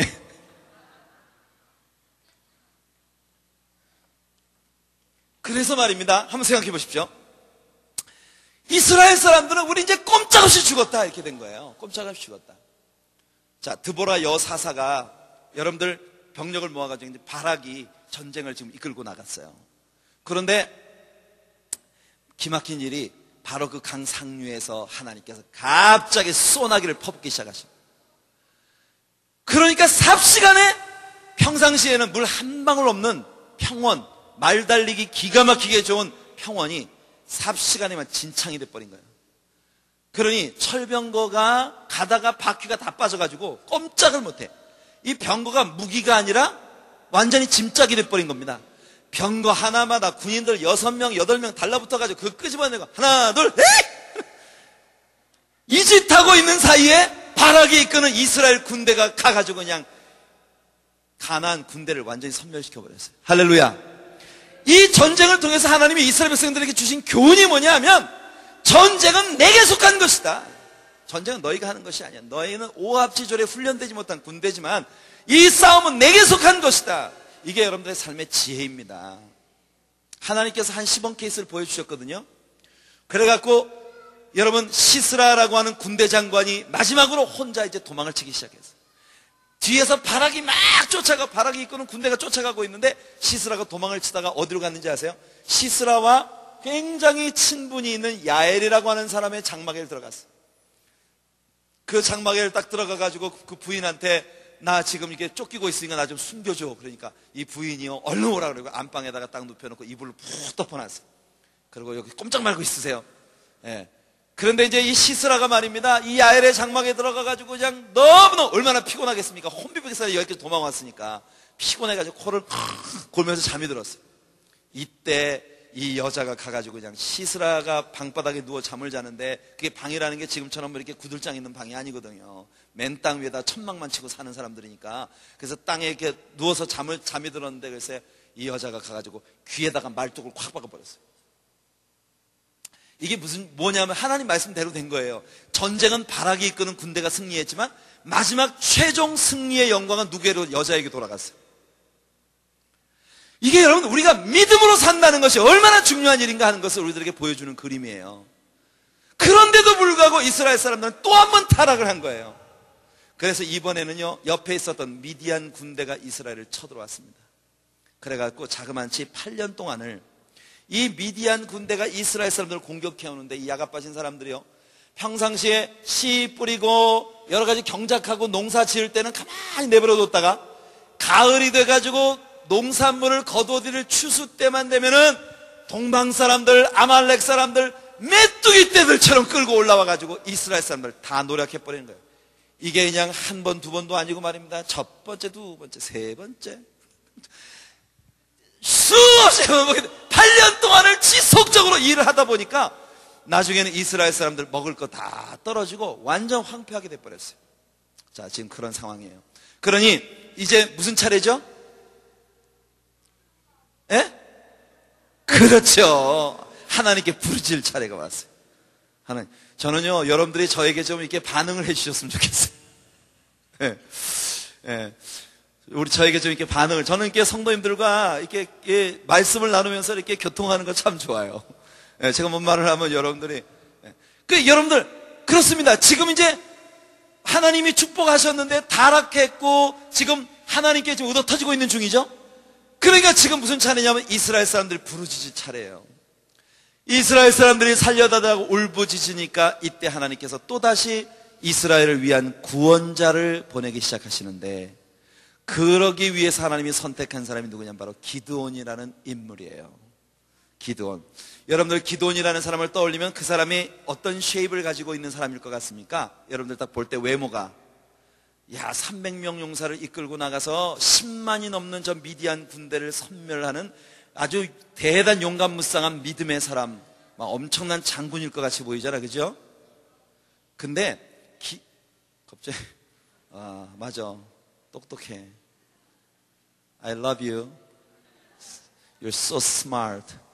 여러분, 기드온이라는 사람이 우리가 기대하는 것과는 달리 사실 그 사람은요 굉장히 겁쟁이에요. 겁쟁이일 뿐만 아니라 제가 볼 때 그 사람은 키도 엄청 작았어요. 키가 엄청 작다는 게 뭘 보고 알 수 있느냐면, 얼마나 사람이 쬐끔하면 포도즙들 속에 몸을 숨기고 밀을 까불겠소? 이 성경에 보니까 뭐라고 했냐면요, 미디안 군대가 올라가서 이스라엘 사람들 먹을 것 다 뺏어가니까 겨우 밀을 가지고 포도즙들 속에 들어가서 자기가 저녁 먹을 거 그걸 이렇게 까불고 있어요. 근데 이스라엘 사람들의 밀 까부르는 방식을 아십니까, 여러분? 이스라엘 사람들이 밀을 까불 때 키질을 해요, 키질. 근데 그 키라는 게 뭐냐면요, 여러분 그 키 하면 여러분들은 뭘 딱 떠올리십니까? 어렸을 때 뒤집어 쓰고 소금 구우러 갔던 거. 그거 있잖아요. 왜? 여러분들 밤중에 이부자리에다가 새기지도 그림은, 여러분들은 요 주일학교 꼬마들은 그런 거 모르지? 목사님은 어렸을 때요, 밤에 이부자리에다가 오줌을 싸면 쉬를 하면 엄마가 아침에 그 키를 갖다가 뒤집어 씌워가지고 옆집 가서 소금 꼬악 그러면서, 그러면 옆집에 있는 아줌마가 소금을 주면서요 또 막대기로 이 키를 갖다가 탕탕탕탕 때려요. 오줌 싸게 이러면서. 그런 키 있었어요. 그거 아시죠? 그 키? 한국 사람들은 키질을 할 때 그거 어떻게 하냐면, 여러분들 거기다 알곡과 쭉정이 막 섞여 있는 거 갖다가 거기다 담고 그 키질을 이렇게 하잖아. 까불잖아. 까불면은 쭉정이는 멀리 날아가고 알곡은 안으로 들어온단 말이에요. 그죠? 이게 한국 사람 키질이야. 그래가지고 우리나라 주일학교 꼬마들이 부르는 찬양이 있어요. 알곡은 까불수록 안으로. 근데 이게 참 이게 한국 문화거든요. 근데 이스라엘 사람들은 키질을 그렇게 하는 게 아니에요. 이스라엘 사람들의 키는 어떻게 생겼냐면요, 폴크처럼 생긴, 여러분 삼지창 아세요? 농기구 삼지창 있잖아요. 그 여러분들 밥상에서는 폴크처럼 생긴 그런 거 있어요. 삼지창.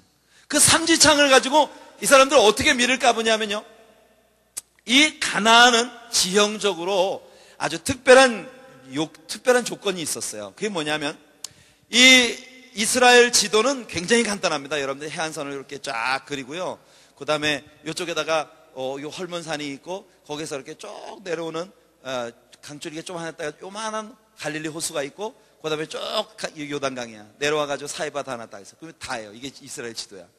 근데 요 지중해로 내려가는 서해안은 굉장히 낮은 평원이고, 그 낮은 평원에서부터 여러분 샤론 들판을 지나서 점점 요단강 서안, 요즘에 한참 그 전쟁 벌이고 있는 웨스트 뱅크, 요단강 서안 쪽을 향해서 구릉지대로 이렇게 올라갑니다. 언덕으로 쫙 올라가다가 요단강이 있는 곳에서 산이 이렇게 형성이 되다가 갑자기 뚝 떨어지면서 요단강이에요. 그리고 요단강 동편은 또다시 강이야.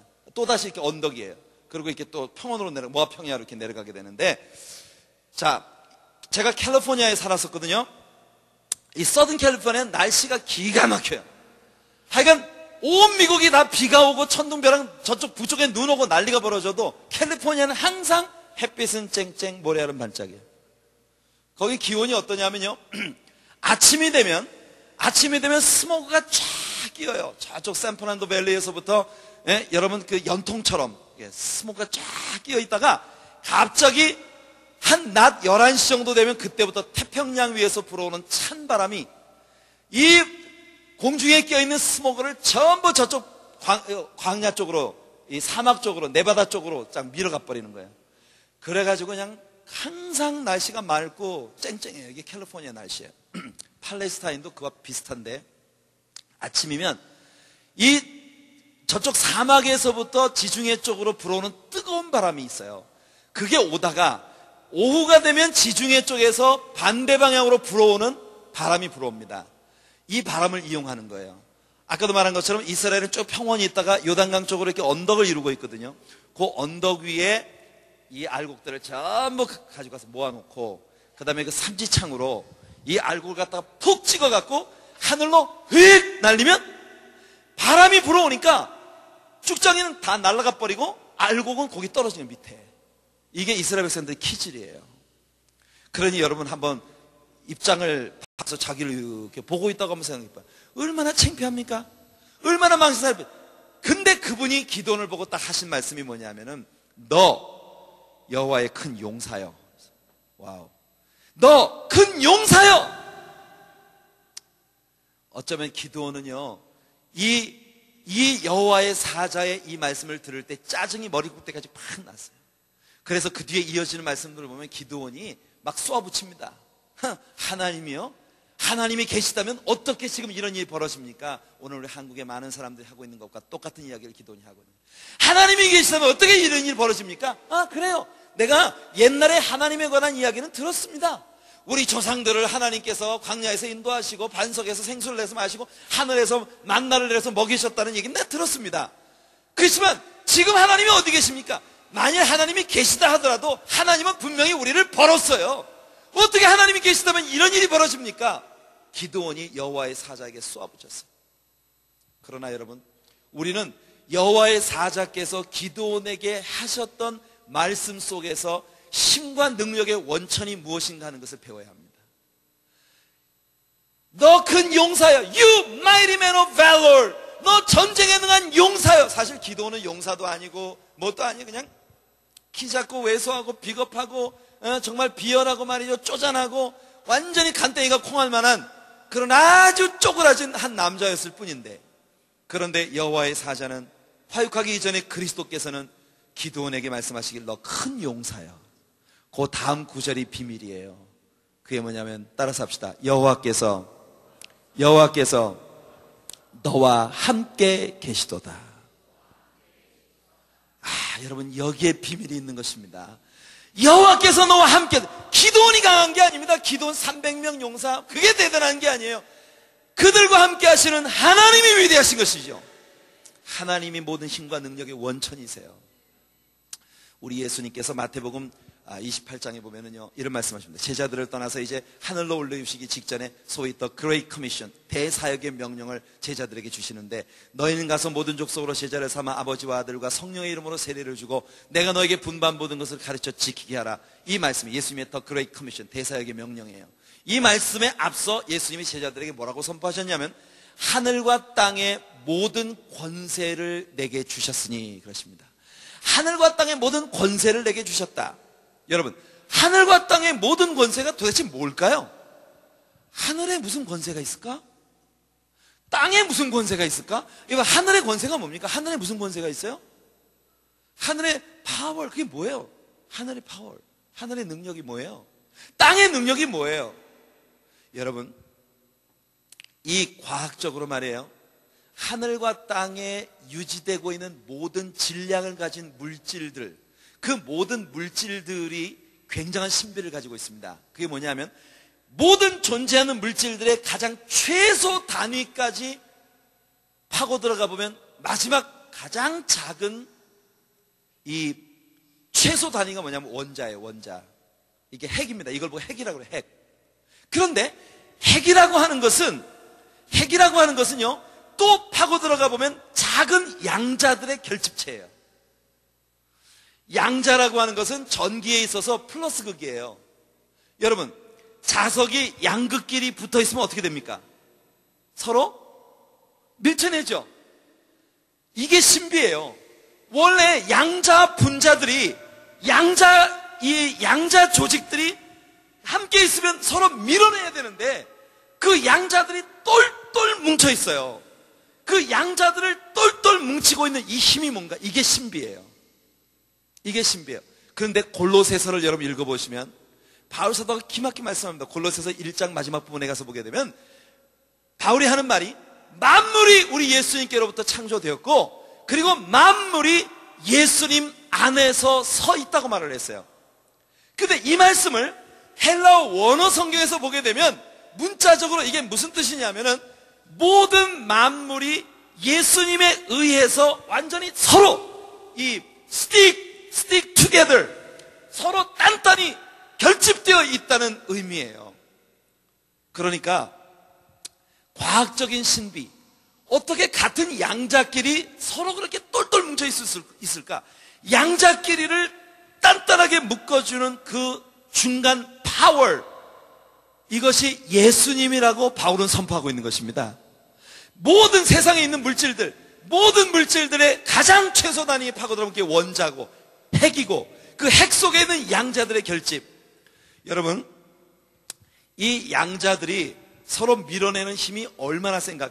거꾸로 밀어내는 힘이 얼마나 센가 하면 그것을 서로 붙잡아주는 그 힘이 얼마나 센가를 여러분들 아실 수 있을 거예요.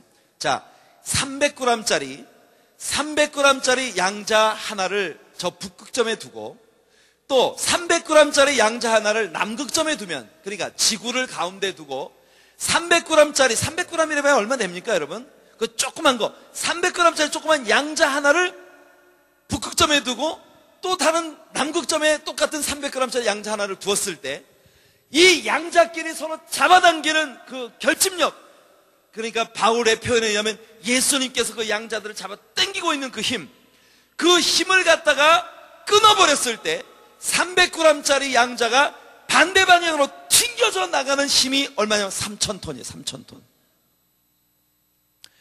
300g짜리가 3,000g도 아니고 3,000톤으로 바뀌는 거예요.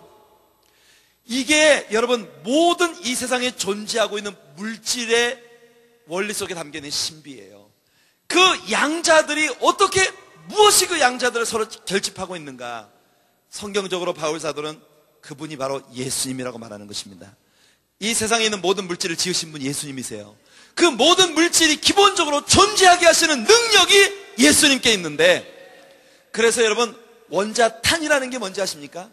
원자탄이라는 것이 이 양자들을 붙들어주는 양자들의 결집을, 가운데 고리를 끊어버리기 위해서 중성자를 그 속에 집어넣었을 때, 그 중성자가 들어감으로써 양자들을 붙들고 있는 그 고리가 끊어졌을 때 이 양자들이 밖으로 튕겨져 나가는 게, 그게 바로 원자탄이에요. 원자탄.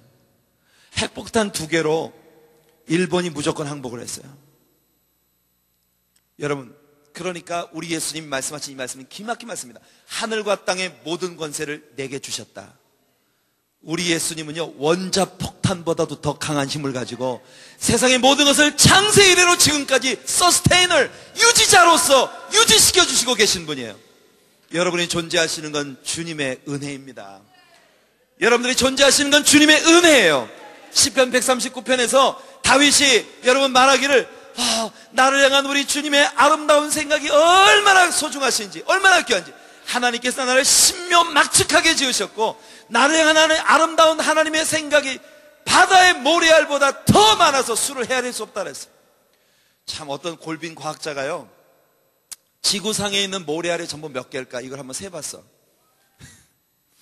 도대체 무슨 방법을 가지고 모래알을 셌는지는 난 모르겠어요.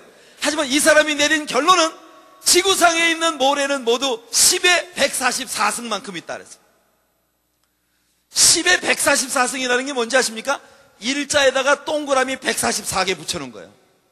그러면 여러분 10의 144승, 그러니까 10개보다 144배 있나 보다, 이런 무식한 사람이에요. 10의 144승이라고 하는 건, 이건 정말 기하학적인 숫자예요. 우리가 읽지도 못하고 헤아릴 수도 없는 숫자입니다. 근데 내가 보기에는 그것도 여러분 적당한 숫자일 수는 없을 것 같아요. 어떻게 모래알을 숫자를 셉니까? 난 한번요, 바다의 모래알을 내가 한번 세보려고 했어요. 바닷가에 가보신 분 많으시죠? 한번 가보시면 한번 여러분들도 한번 모래알을 세보세요. 얼마나 많은가. 자, 제가 바다의 모래알을 갖다가 한 손으로 푹 퍼가지고요, 적어도 내가 바다에 있는 모래알은 내가 다 못 세더라도 적어도 내 한 주먹은 세겠지. 그래서 주먹을 딱 해가지고 보니까 하나, 둘, 야, 이건 정말 크레이지예요. 미친 사람이 아니고는 이런 짓 할 수가 없어. 아니, 한 주먹에 있는 모래도 너무 많아서 도대체 셀 수가 없어. 그런데 손가락을 쫙 벌리고, 이거 너무 많다, 쭉 해서 쫙 흘려보내고, 그러고 난 다음에 손바닥 위에 있는 모래만 가지고 하나, 둘, 이것도 셀 수가 없어요. 그런데 시편 139편에 다윗이 하는 말이 뭐냐면은, 여러분들을 향한 하나님의 아름다운 생각의 숫자가 그렇게 많다는 거예요. 이것은 이중적인 의미입니다. 여러분들을 향해서 하나님은 그렇게 아름다운 계획들을 많이 가지고 계시다는 뜻이고, 여러분들 한 분 한 분 속에서 하나님이 여러분들을 사랑하실 수밖에 없는 너무 아름다운 아름다움이 하나님의 눈동자 앞에 그렇게 많다는 거예요. 여러분들 중에서 말입니다, 거울을 들여다보고 거울 속에 비친 내 모습을 보면서 내가 아름답다, 난 너무 멋지다, 내가 아름답다는 걸 갖다가 한번 여러분들이 몇 가지나 찾을 수 있는지 한번 해보세요. 지금 내가 거울을 여러분 상상 속의 거울을 보고 내가 아름답다는 걸 여러분들이 한번 꼽아보세요. 우리 자매님 몇 개나 될까? 제가 거울을 보면서 제가 제 자신의 이쁜 모습이, 정말 하나님 나를 보실 때 이뻐하실 수밖에 없는 모습이 몇 개나 될까? 제 생각에 한번 거울을 보고 세봤어요.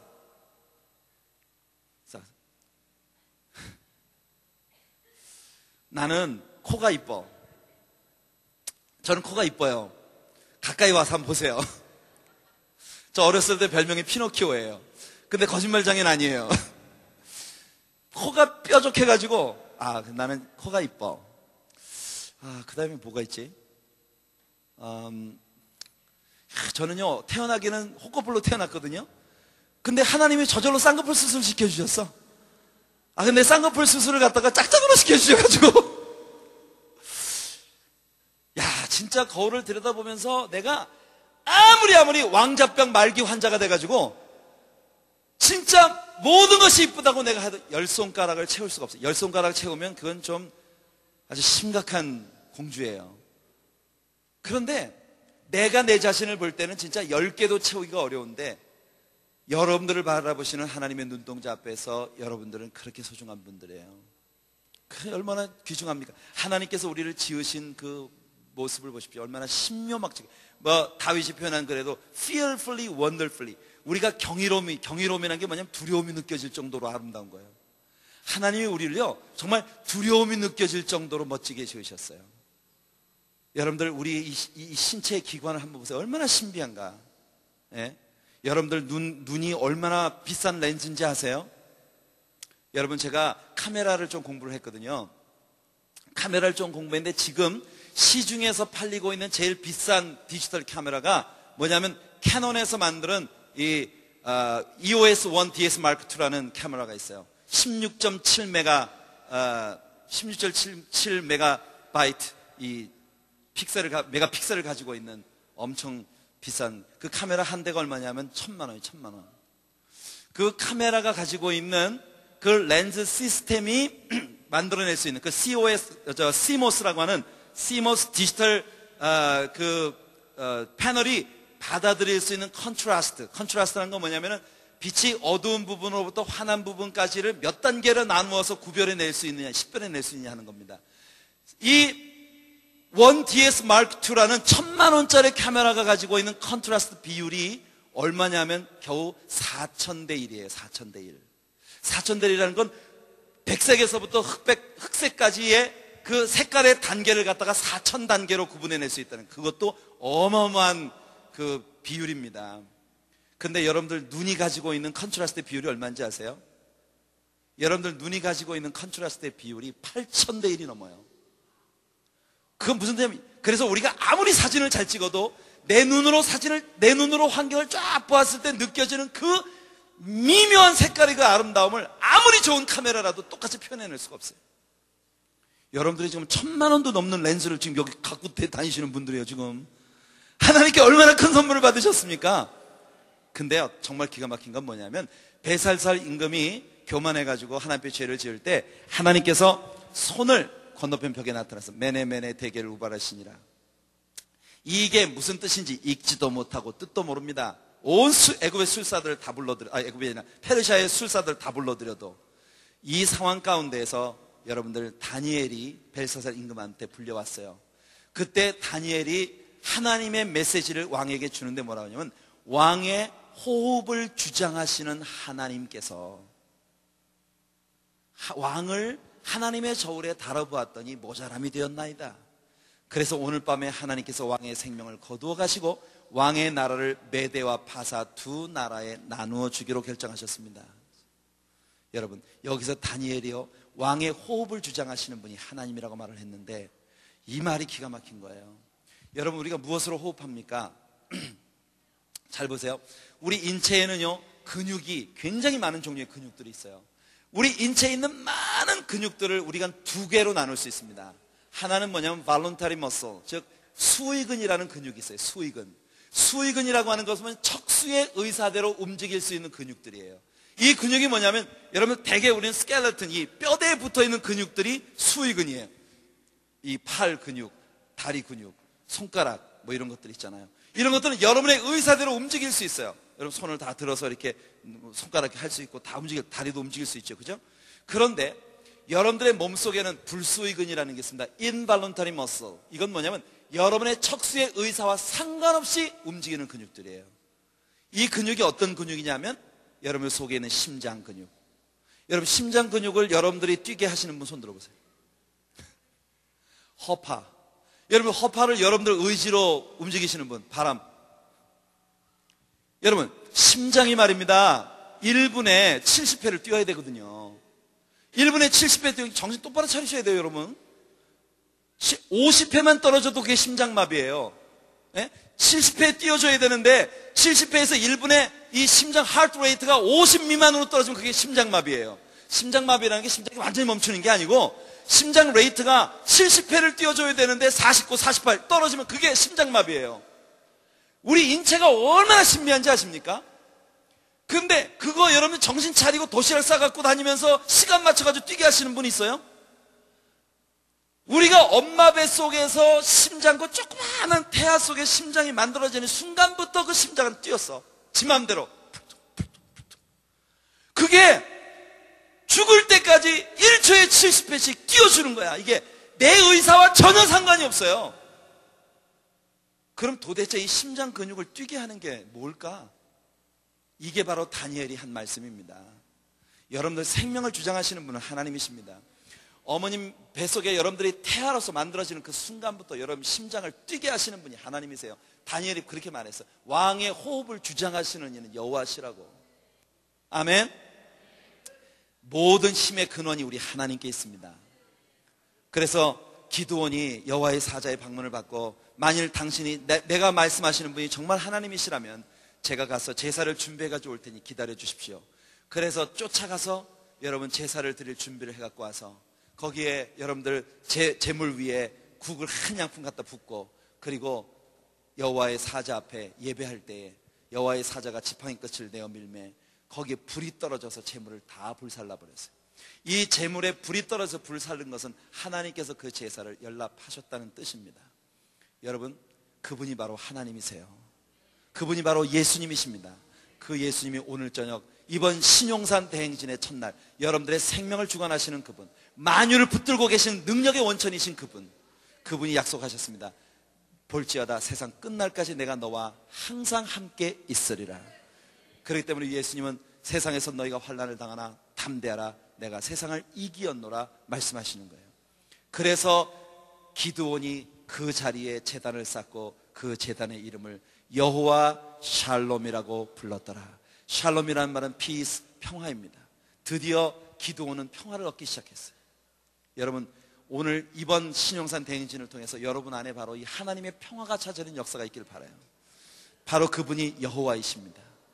여호와라고 하는 하나님의 이름은요 무슨 뜻을 가지고 있느냐면 I am 이런 의미를 갖고 있어요. 제가 지난번에 금요 예배 때 와서 설교를 할 때 이 부분에 대해서 아마 요한복음을 가지고 여러분들과 말씀을 나누면서 이 I am 여호와의 이름에 대한 이야기를 여러분들에게 했었을 겁니다. 여러분 여호와라는 이름은요 출애굽기 3장 15절에서 모세가 하나님께 하나님의 이름이 뭡니까? 제가 이스라엘 백성들에 갔을 때 너를 우리에게 보낸 하나님이 누구냐 물으면 제가 하나님의 이름이 뭐라고 얘기할까요? 그때 하나님께서 모세에게 말씀하시기를 나의 이름은 여호와라. 우리 성경에 보면 나는 스스로 있는 자니라 말씀하셨는데, 나는 스스로 있는 자니라 이 부분이 여호와라는 이름의 뜻인데, 킹 제임스 버전 영어 성경에 보면 I am who I am 이렇게 말씀하셨어요. 여러분 I am 어디 영어를 몇 학년부터 배우시? 정말? 초등학교? 야, 우리는 중학교 1학년부터 배웠는데.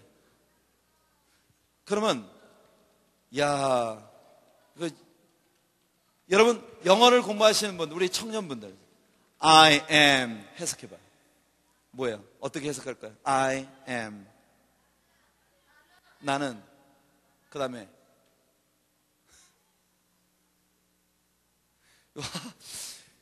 여러분들 I am 이거 문장이 끝났어요? 안 끝났어요? 안 끝났어. I am 했으면 그 뒤에 뭐가 와야 돼. 비동사 뒤에는 반드시 보어가 와야 돼요.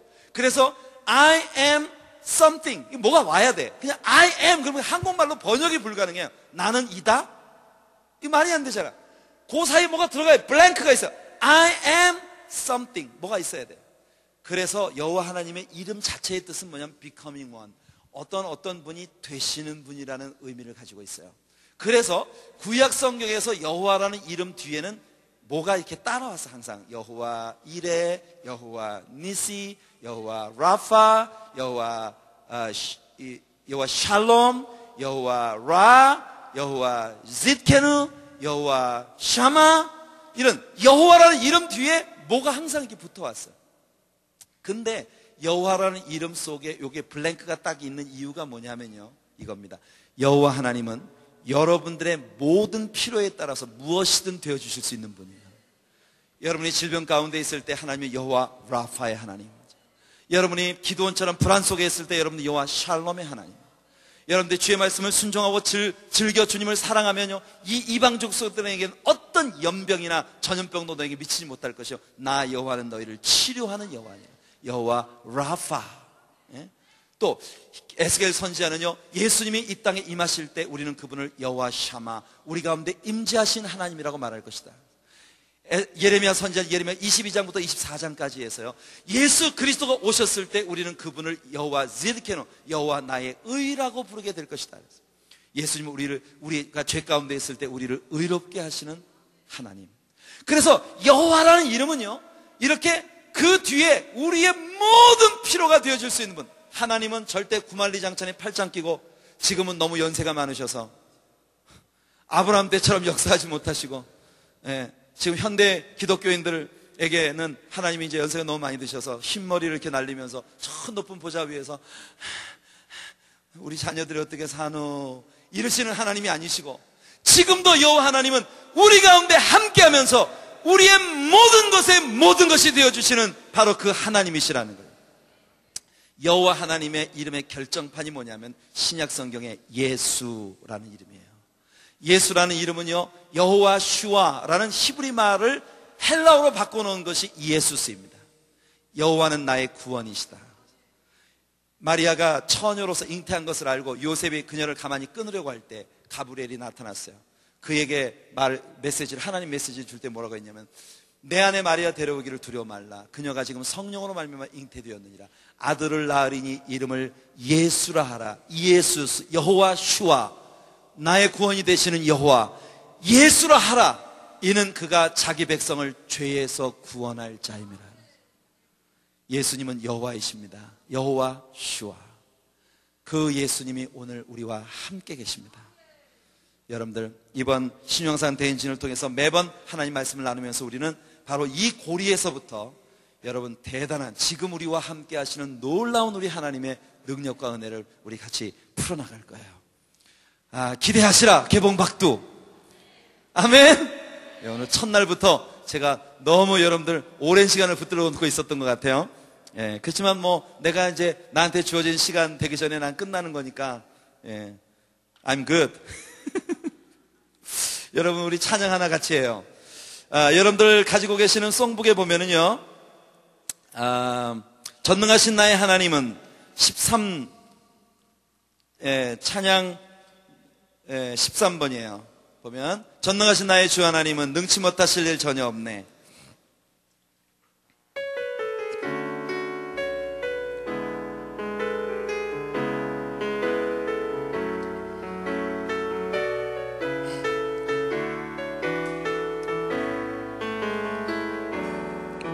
전능하신 나의 주 하나님은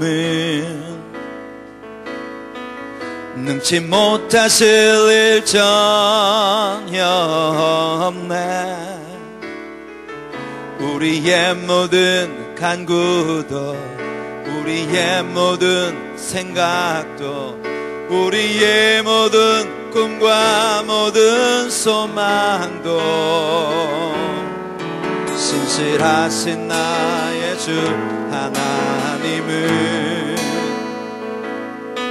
우리의 모든 괴로움 바꿀 수 있네. 불가능한 일 행하시고 죽은 자를 일으키시니 그를 이길 자 아무도 없네. 할렐루야. 아연 곳에 금을 던져 오늘 그가 놀라운 일을 이루시는 것 보라. 주의 말씀 의지하여 믿음으로 금을 던져 믿는 자에게 능치 못함 없네. 한 번 더 합시다. 전능하신 주 하나님은 전능하신 주 하나님은 능치 못하실 일 전혀 없네. 능치 못하실 일 전혀 없네. 우리의 모든 생각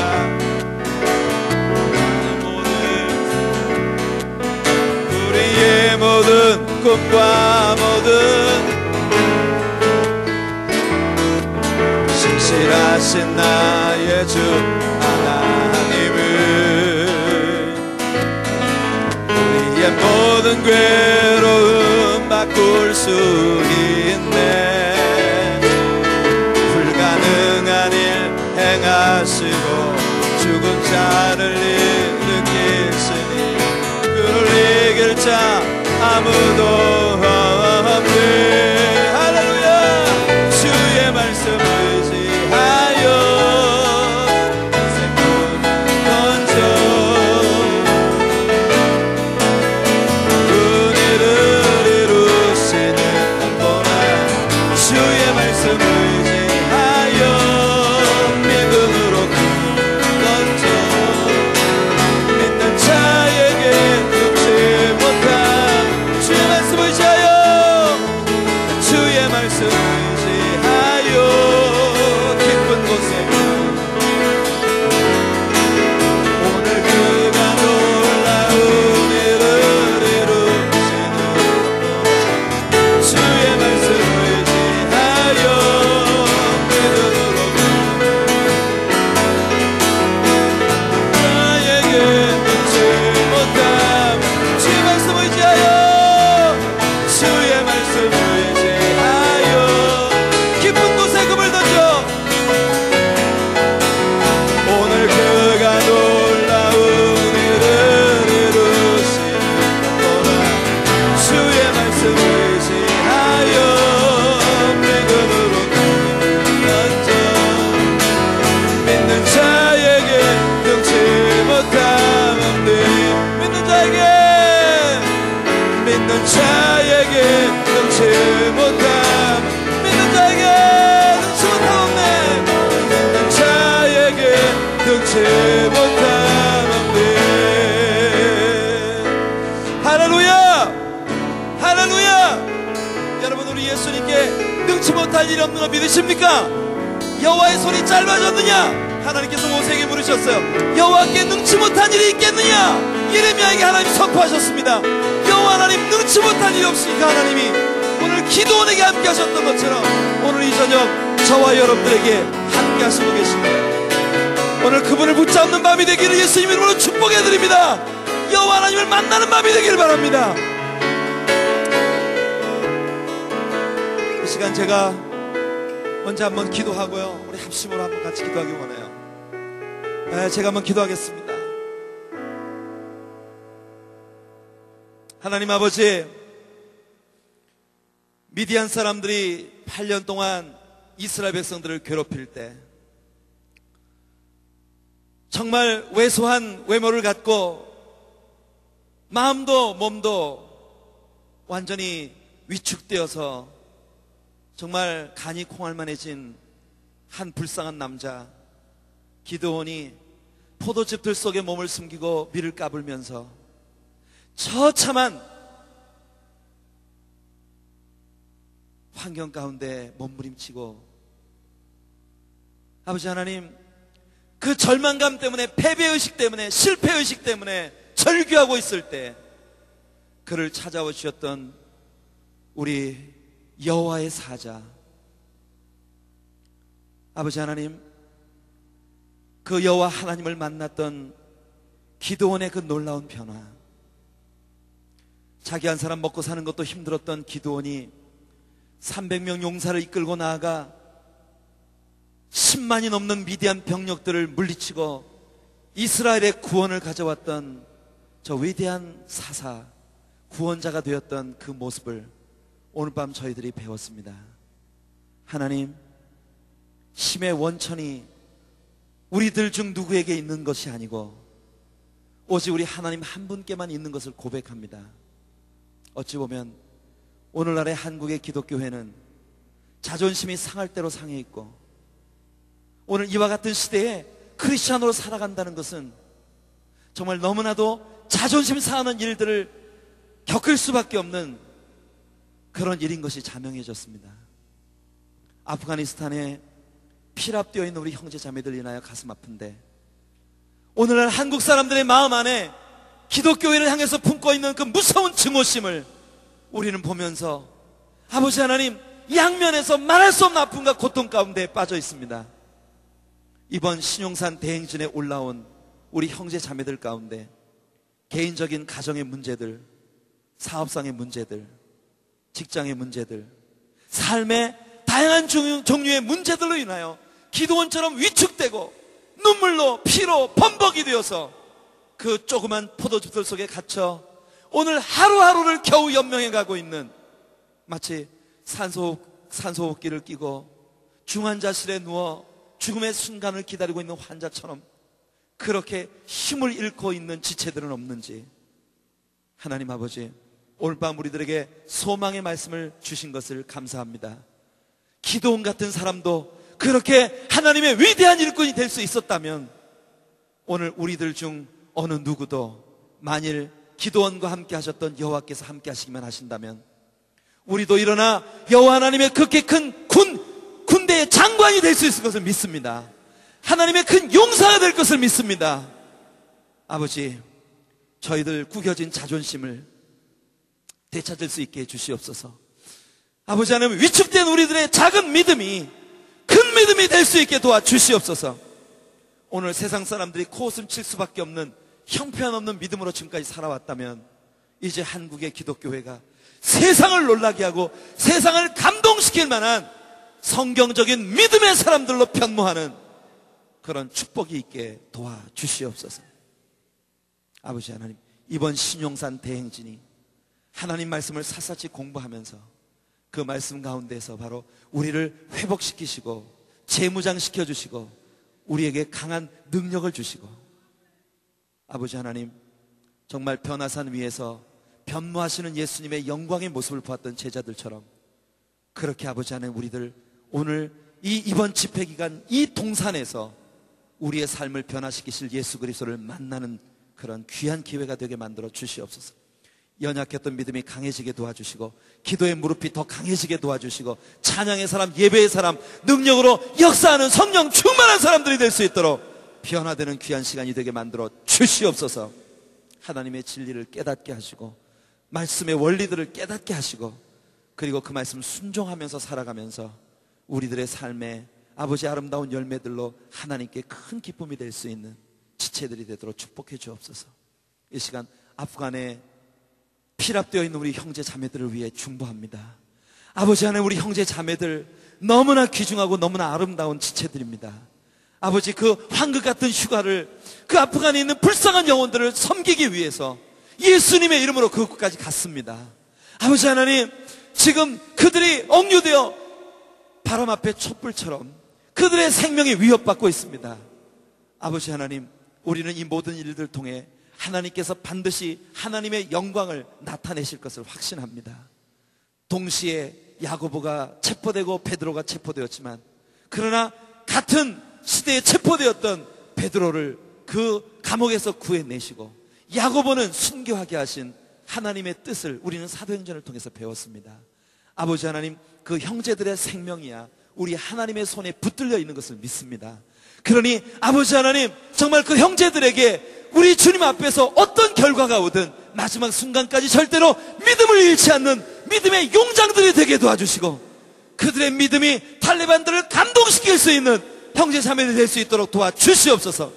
이 사건을 통해서 한국교회에 주시는 하나님의 메시지를 우리가 겸손히 받아들일 수 있기를 원합니다. 하나님 아버지, 우리 모두가 믿음의 사람들이 되게 하여 주시옵소서. 그들을 보내놓고 마음 졸이는 부모, 형제들, 친척들 불쌍히 여겨주시고, 분당의 샘물교회를 주님 불쌍히 여겨 주시옵소서. 하나님의 교회가 이런 시련을 겪으면서 더욱 흥왕하게 하여 주시옵시고, 예수님의 복음이 더욱 왕성해지게 만들어 주시옵시고, 우리 한국의 기독교회가 위축되지 않고 이번 이 일을 기화로 더 순결해지는 교회가 되게 해주시고, 더 능력으로 역사하는 교회가 되게 하여 주시옵소서. 아버지, 탈레반들의 마음을 주께서 감화시켜 주시기 원합니다. 역사하여 주시옵소서. 역사하여 주시옵소서. 오늘 이 밤, 이 신용산 대행진의 첫날 밤을 열면서 눈물의 기도로 주 앞에 나가는 우리 모든 지체들의 기도와 간구에 응답 주시고 축복하여 주시옵소서. 예수님 이름으로 기도하옵나이다. 아멘. 이 시간 우리 다 같이 한번요, 두 손을 들고 우리 주님 앞에 한번